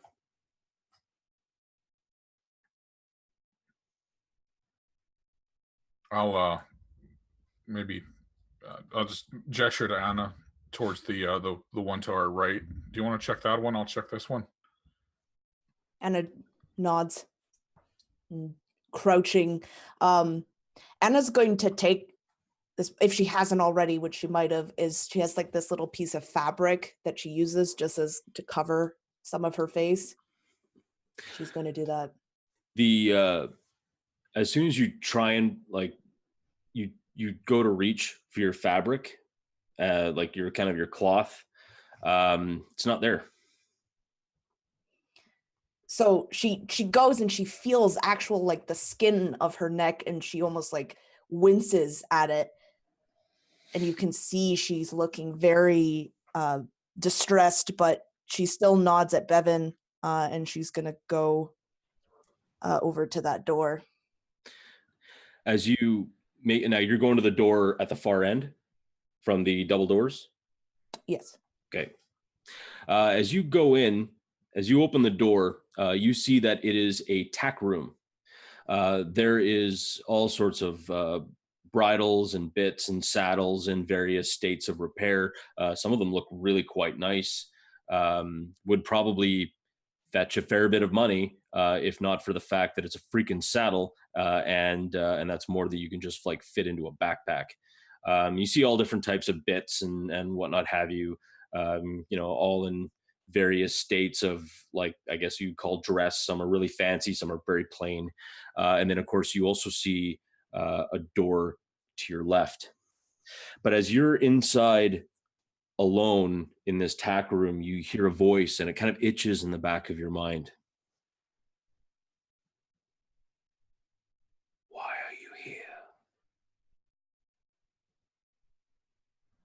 immediately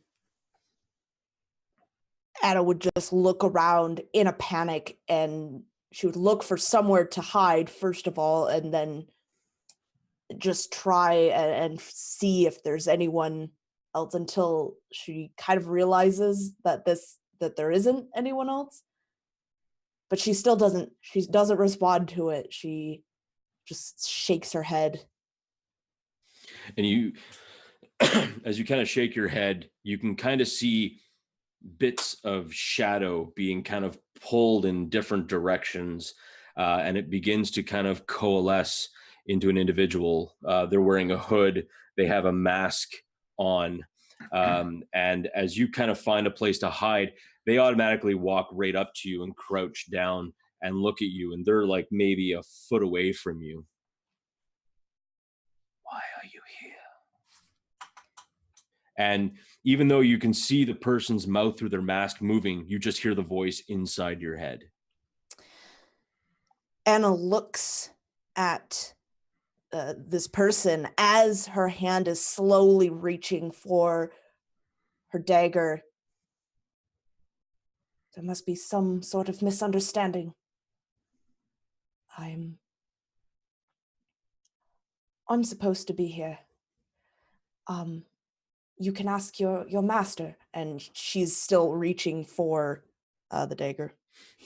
And even though his face is masked, you can definitely tell he's or she, they're smiling underneath their mask, as from a sleeve they pull out your dagger. This is a nice blade. What is your purpose here?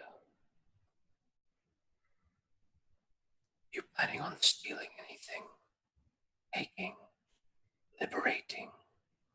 And they're looking at the knife, like just kind of like checking the straightness of the blade and the point and the pommel. And you see them now. They take your knife on the flat back flat of their hand and begin to flip and flip and flip again and flip, and then suddenly, just with one quick little single hand flourish, the blade is gone.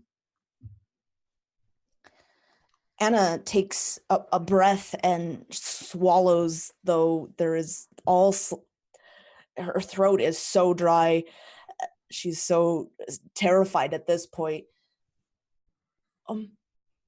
Yeah, I came to steal. I'm just, I'm sorry. I thought I could come in and take something. You just, I don't have any money. I need to eat.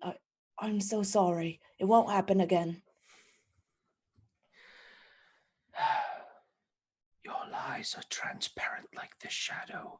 And they reach a hand over, kind of to like to underneath your chin, and just brush their hand up your chin. And you can feel this kind of fabric beginning to kind of take hold, like almost like a liquid being passed over. And the mask that you had originally donned and found is now like covering your face. Go with my blessing.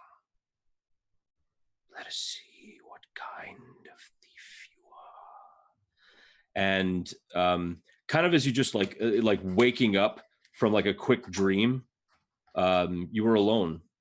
There's no one in the tack room but you. And as you hid in the corner of the tack room, you can see the door. You can see that door now kind of facing you. 6. The shadows have kind of moved off and disappeared, and for some reason you're alone. You don't know what's going on, but from what you just saw, it seemed like their living bodies just got pulled into shadow, and the shadows are just moving, bestial, animalistic, through the yard. They don't seem to have noticed you yet.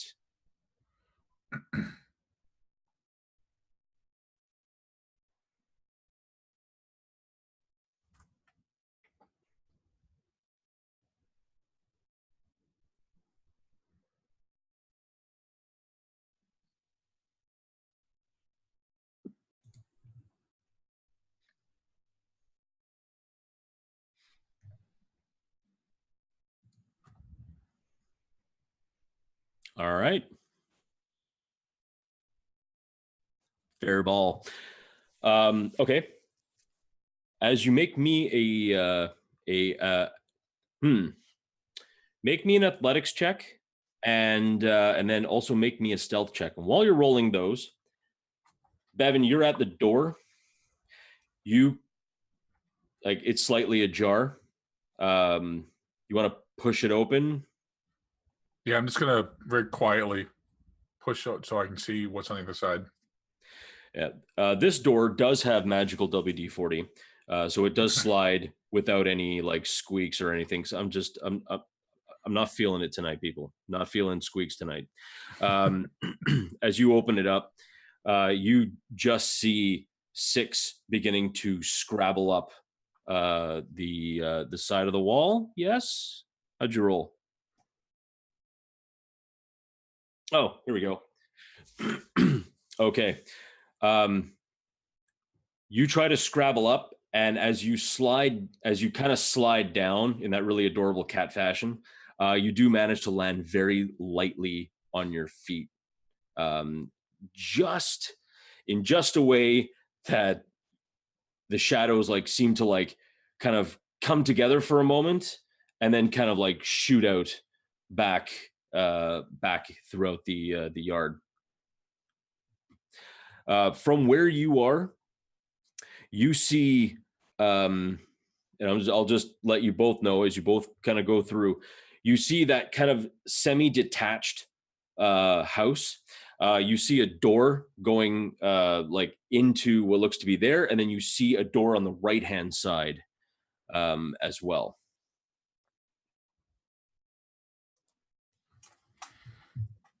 So I watched as 6 scrambled up and then fell down the wall. You said? Yeah, you watch as he tries to scrabble up the wall and then just kind of slides down, but lands very quietly. Okay.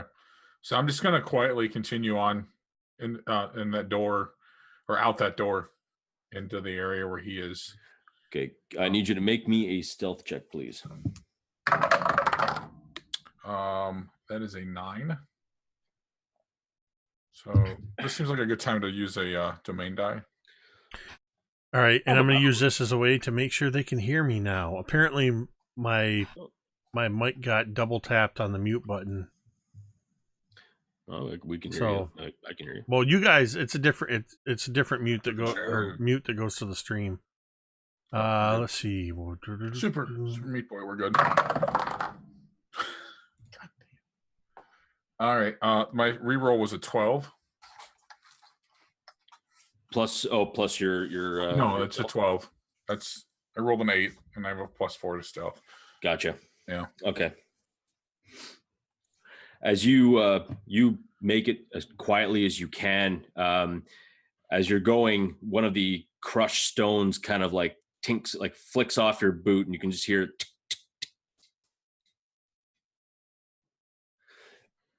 And for a moment, you don't move.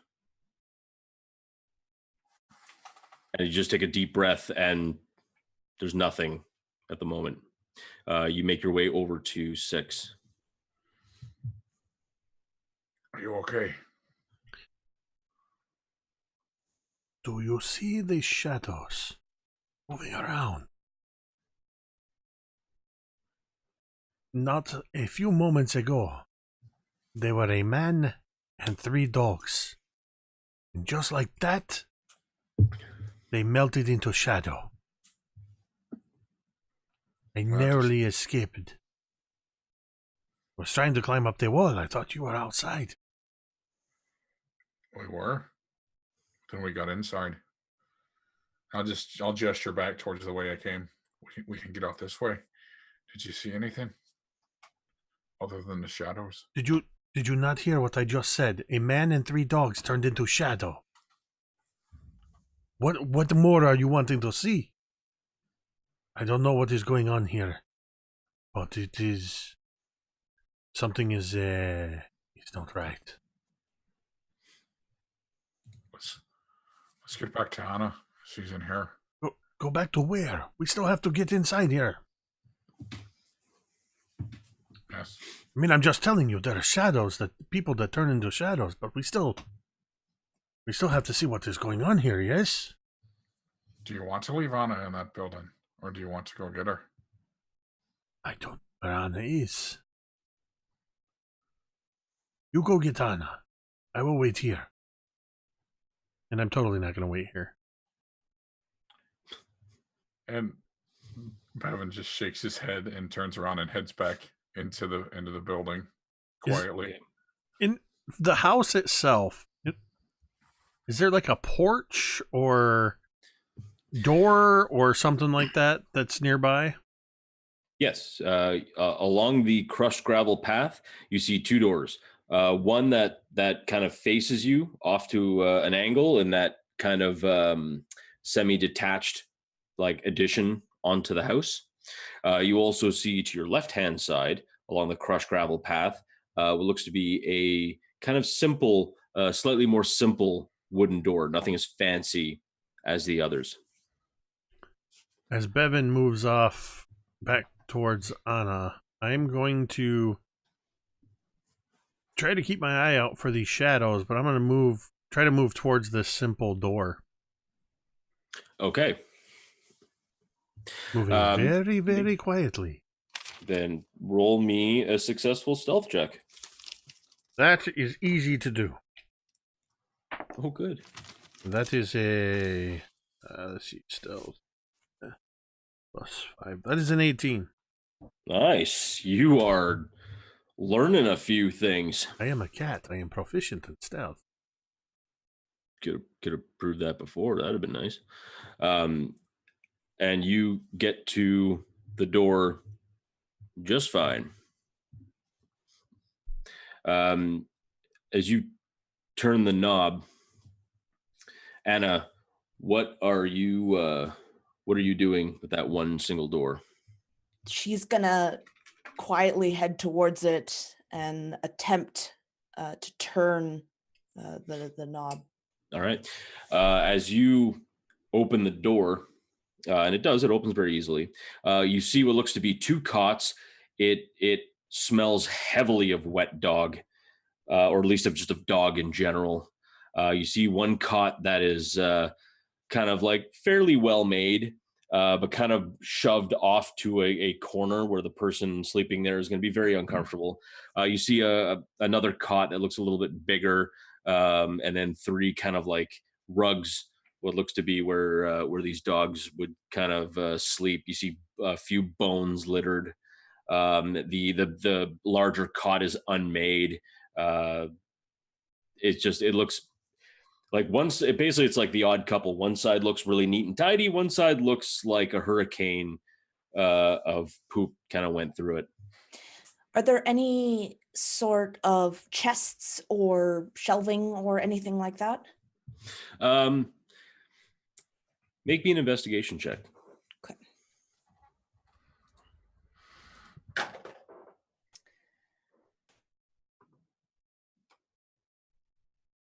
That's a 17.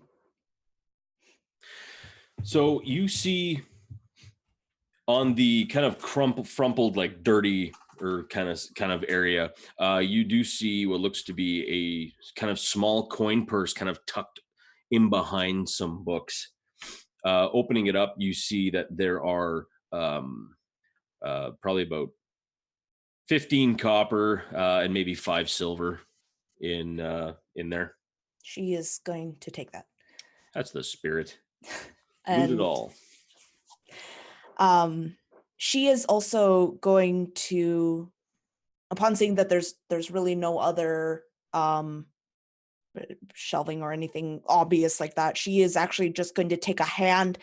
Are these cots, are they just on the floor, or are they like the mattress? Sorry. Yeah, the nice mattress is on the floor and all made up. The dirty one is definitely on some razors, or at least it's a little bit higher off the ground. Okay, she's going to want to look underneath, like just kind of slide her hands underneath each of the mattresses. to see and kind of push on them to see if there's anything in them or underneath them. Wow. Thorough. I like it. So, clean mattress. You do feel something as you push down on it. And you see, you can kind of feel like a few coin shapes within the mattress, like a few lumps in the dirty mattress.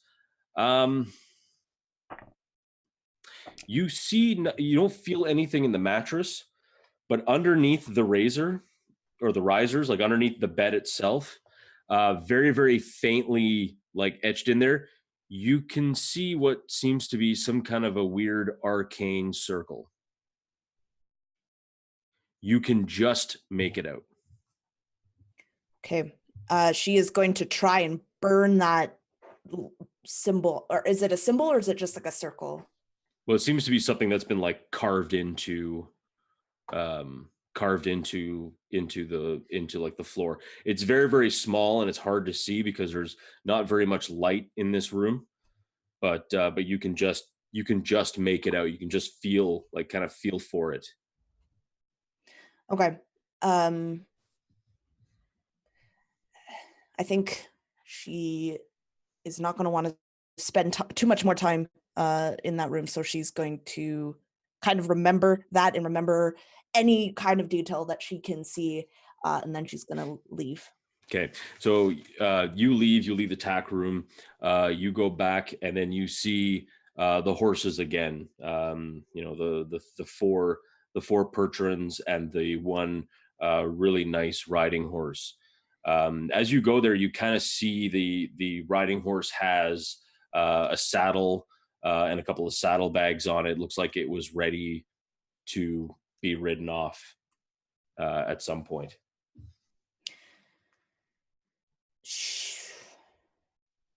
She's going to look at the horse and slowly start approaching it. But if it seems skittish at all, she will not. It definitely does seem a little skittish. If you want to approach it, you can make an animal handling check. Yeah.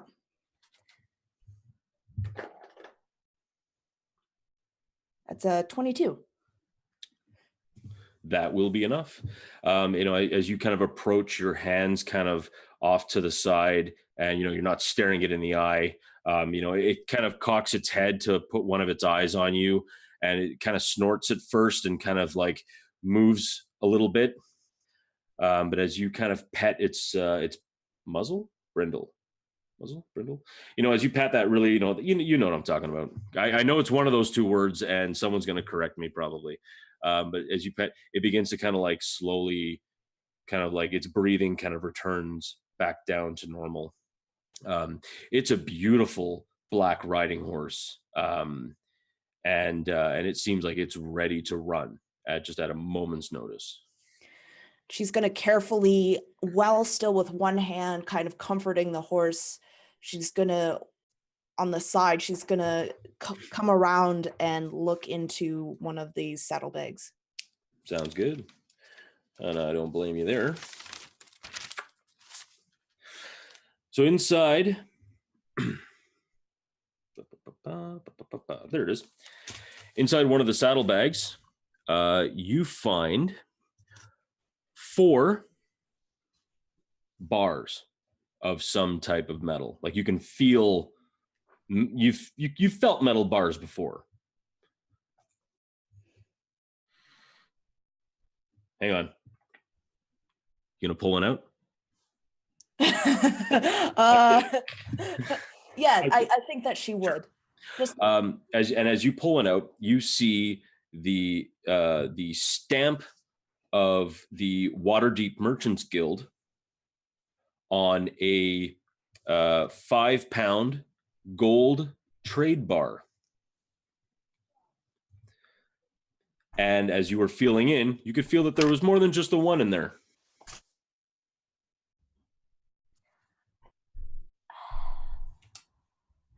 I think it just overcomes her and she just has to take one. It's almost this impulse. Okay. You have just one? Yeah. All right. You have a gold trade bar. It is worth 250 gold pieces. And is there a bag on the other side or just this side? Oh yeah, there's a bag. There's 2 saddlebags. Okay. Ooh. It's like money. I don't know if she'd want to go in behind the horse because that's not a good plan. It's up to you. That works too. Yeah, All part of animal handling.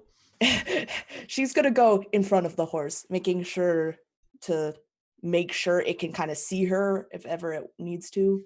No problem. Yeah, and you plop your hand in the second one, and sure enough, you can feel multiple bars.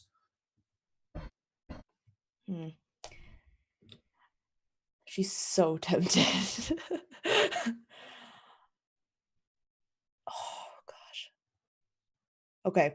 I need to roll. You should always ask yourself, what would 6 do?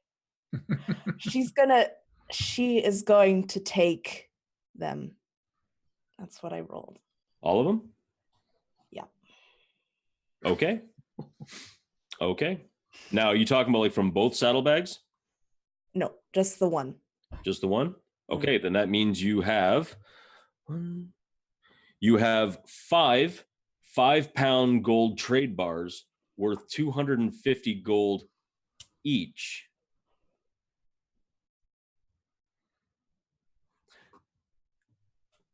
Kiara, Ike leans over and he begins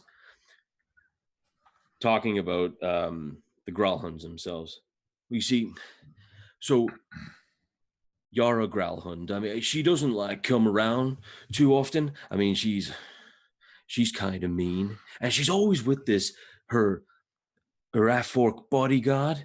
Yeah, her Baz. Oh, he's a mean one, and I hate to say it, but he's pretty ugly.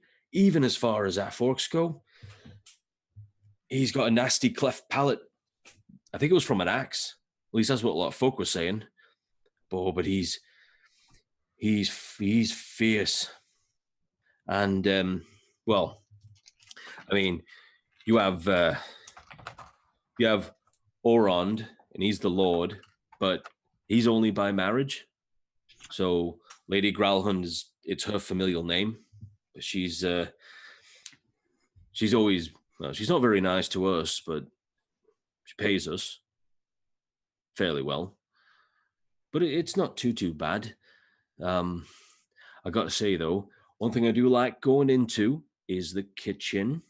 And 6, you open it up and you see this kind of like large kitchen area, different like large block, like a huge like chef's block in the middle, and a large kind of fireplace with a couple of pots hanging up. Ike continues, but what I really like going into is the pantry. Oh, they've always got so many nice things in there, like pickles and bits of potted beef and dried jerky and stuff. And sometimes I like to kind of sneak in there because me and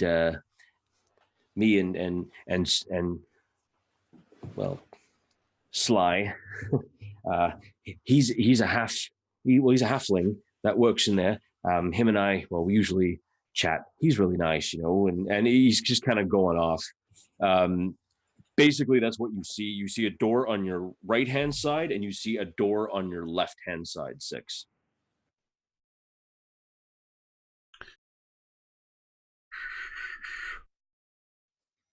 Instinct tells me to always go to the left. That's the spirit. Because this is where you die. As you open up the door, you see that it is most certainly a pantry. You see different jars, different like basically like sealed waxed pots of different things. You also notice the corpse of an elderly human man and a young halfling man. Both of their I'm sorry, did you say the corpse? yeah, two corpses. Oh. Of an elderly human man and a younger halfling man. The only way you can tell is by their bodies, because it appears that their heads have been crushed in by some sort of a heavy kind of bladed mace or something. It's actually really quite messy. You can see kind of off to the left-hand side there seems to be a door that's kind of like small and kind of wedged and barred shut.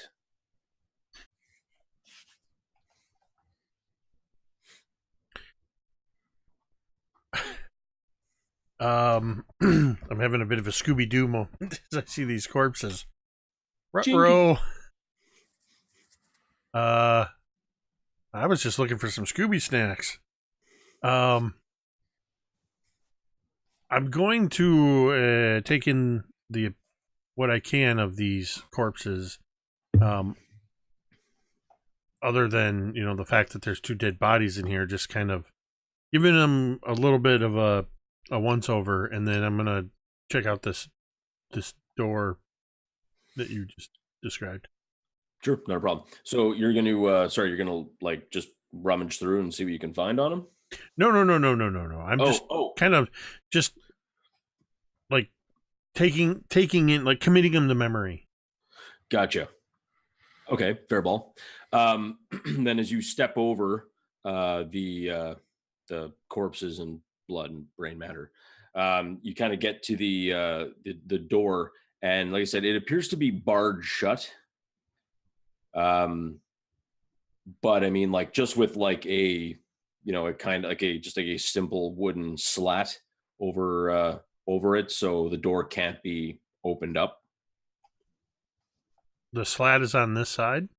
The slat is on this side, yeah. Oh, well then I'll just wait a minute.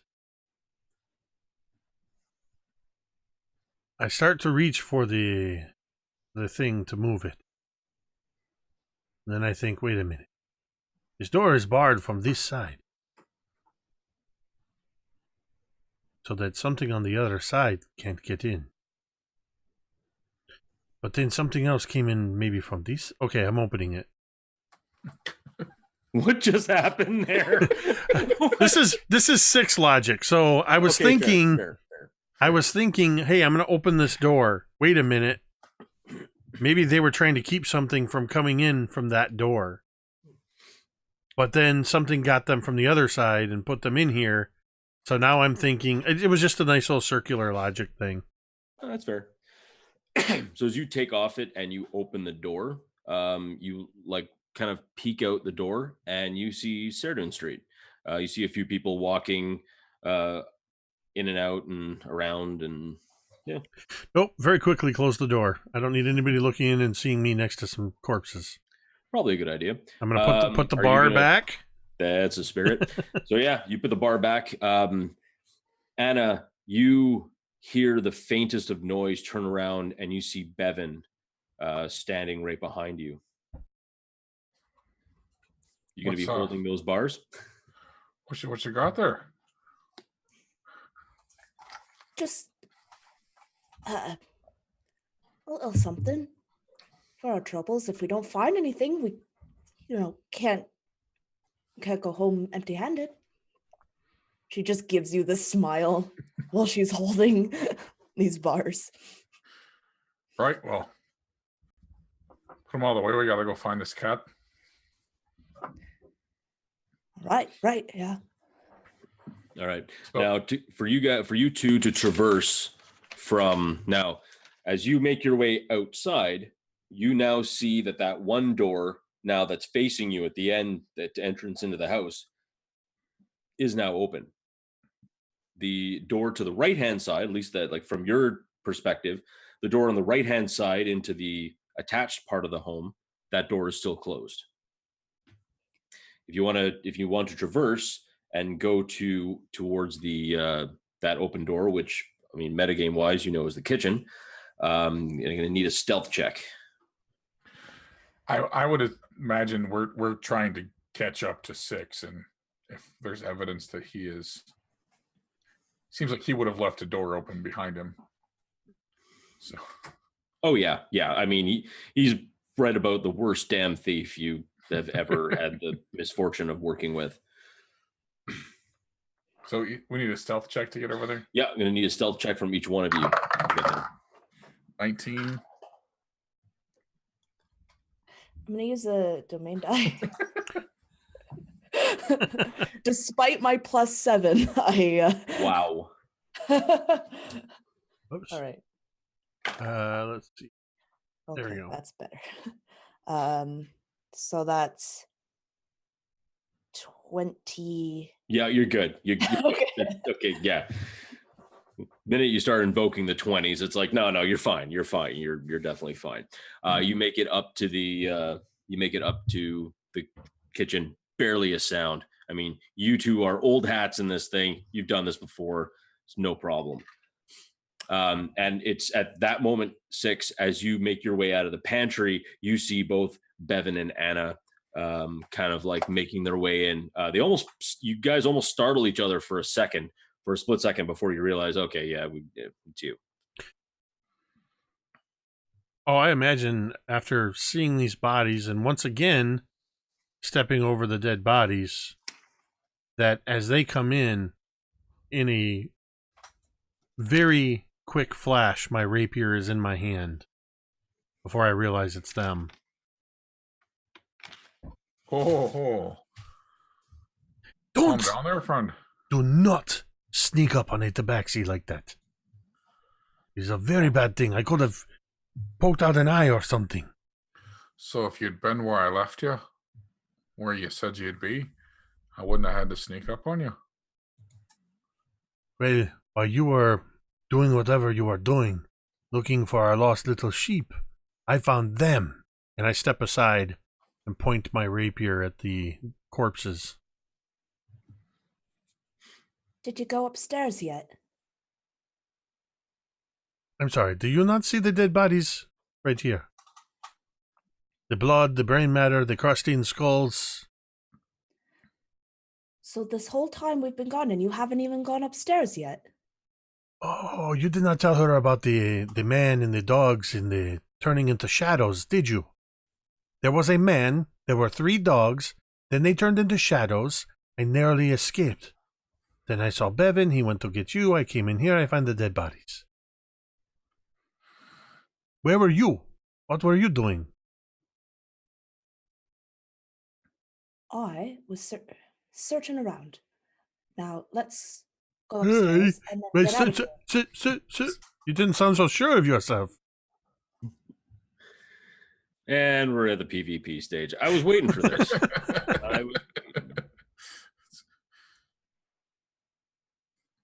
You won't be saying that after you see what I found, and don't think I'm going to be sharing any of it with you now. And she would just leave. Oh, I'm not snap. going to share my dead bodies with you either. Where are you going? What you should have been doing is going upstairs. That's where everyone keeps all their secrets. I have not heard this piece of information, but... Okay, but I will tell you this. We need to be on the lookout for shadows and more dead bodies.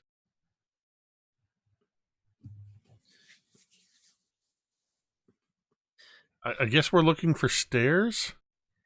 Well, I mean, you've only got one more door that you could possibly go into. So I'm assuming you go in there. In there you see, yep. No, I was lead the way to the door, so continue on. As you open the door and it's not locked, you see a kind of like a partial wall. It kind of turns off to the left-hand side. And in this room clearly is a laundry room.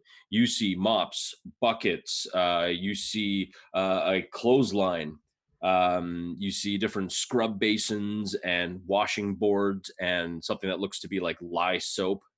You see like lots of, like lots of these things. You also see what looks to be a middle-aged to probably slightly, well, no, I'd say middle-aged woman, with her head kind of bent at an unnatural angle, her body kind of like head down, head face first, kind of at an angle, and what looks to be, as you kind of look, she's kind of like lying at the bottom of some stairs. Her neck is clearly broken. Does this look like something that has recently happened, or is there? You can see that the blood is beginning to dry a bit, but it's still kind of tacky. I found your stairs, 6. As you turn the corner to see the stairs going up, you also see a door directly in front of you.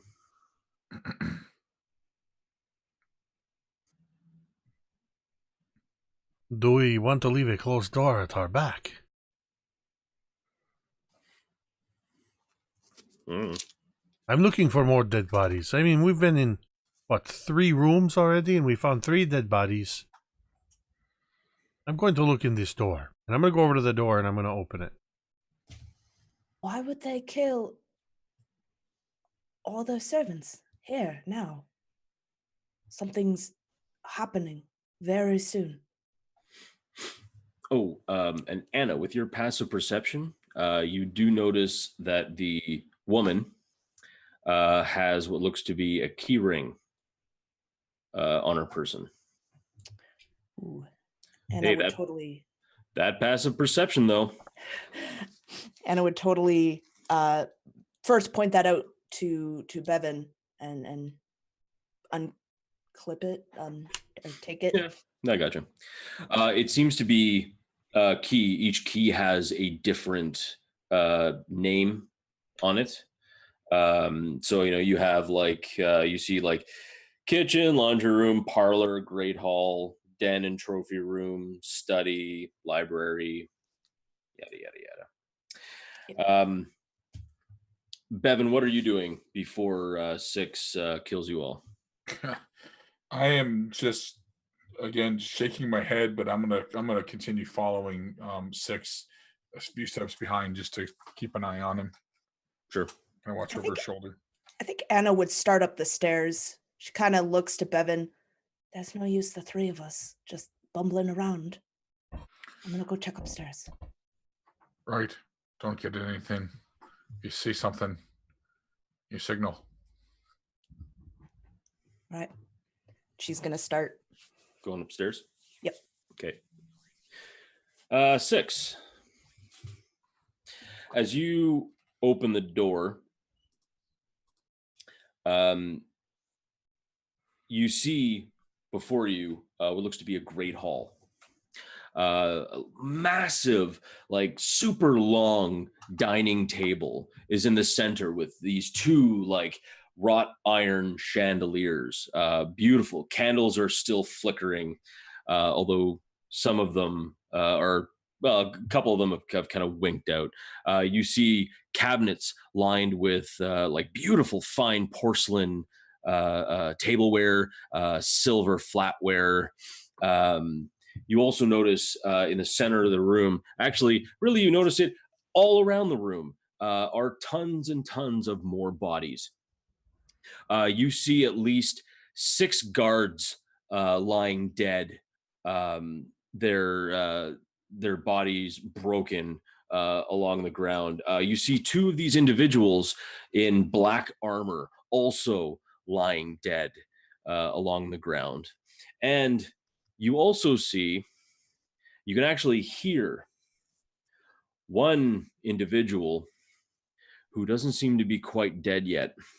And you can hear him kind of calling out, "Wait, help, please, please." As you kind of open the door and look, you see a individual in black armor with a massive, like a huge mace. And this thing looks just mean. All different types of like just spikes and other bits hanging off it and gore hanging off it. Seriously bloody mace. You see him look down. Oh, you want some help? Please. And he just comes up straight down with the mace, and you just hear this sickening crunch, like someone punching a rotten cantaloupe.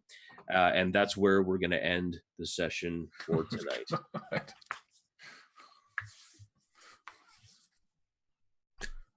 You son of a bitch. Wow. Whoa. Hey, come on, buddy.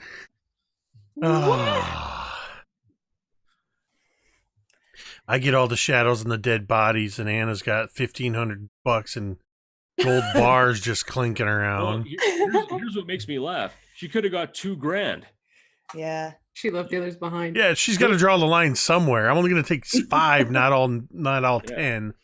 Yeah, I know. Go figure. Yeah. Or all 8 or whatever there were. Yeah, all 8. Yeah. She has some semblance of. I don't know what it is. Keep them guessing. Why didn't they take all of them? But why? Oh yeah, someone's easily going to be like, "What the?" But thanks everyone for joining us today. This was a great family-friendly session of Waterdeep Game of Thrones. Hope you enjoyed it. Yeah, apparently we just missed the Red Wedding. It's Waterdeep Westeros.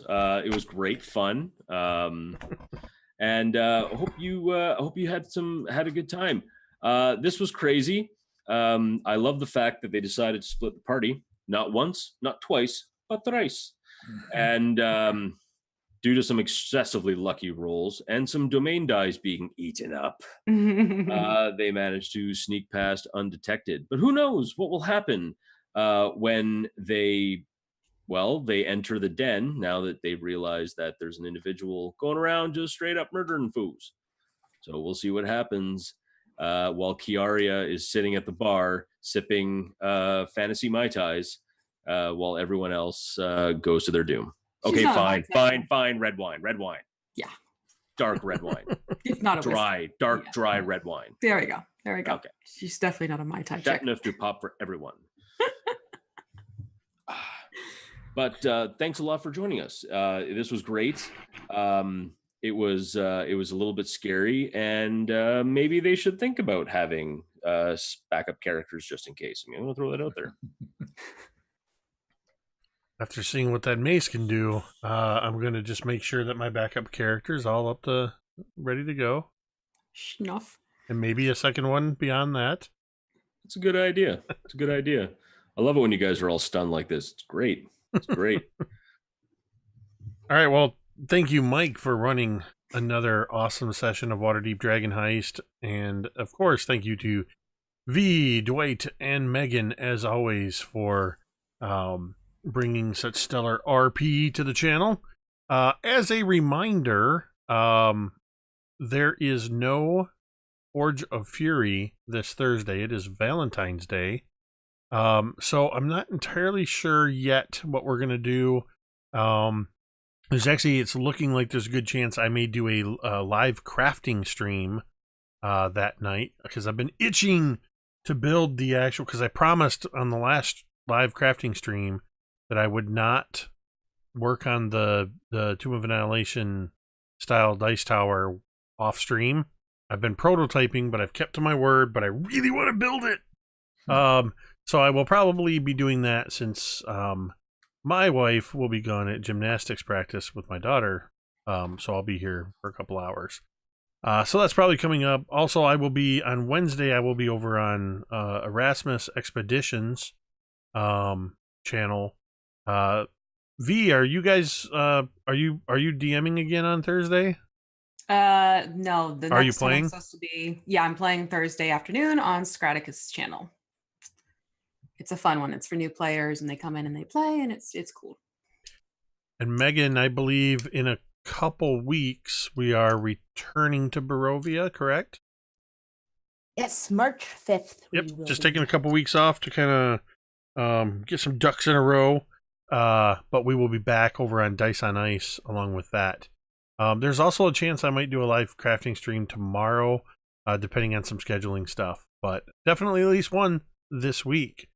Be sure to check out the look above all of our heads. You can see our social medias, and at any time you can type in our names with an exclamation point. And get that social media information. If you're not following these people, you should be. All of them put out great content and great information. So check out all their stuff. If you're watching this later on YouTube, you can look down in the information bar. And this video will go live on Wednesday because I'm going to schedule it. So thanks everybody for tuning in. We're going to go ahead and end this stream the same way we end every other stream. And you can say it with me if you want. Metadata.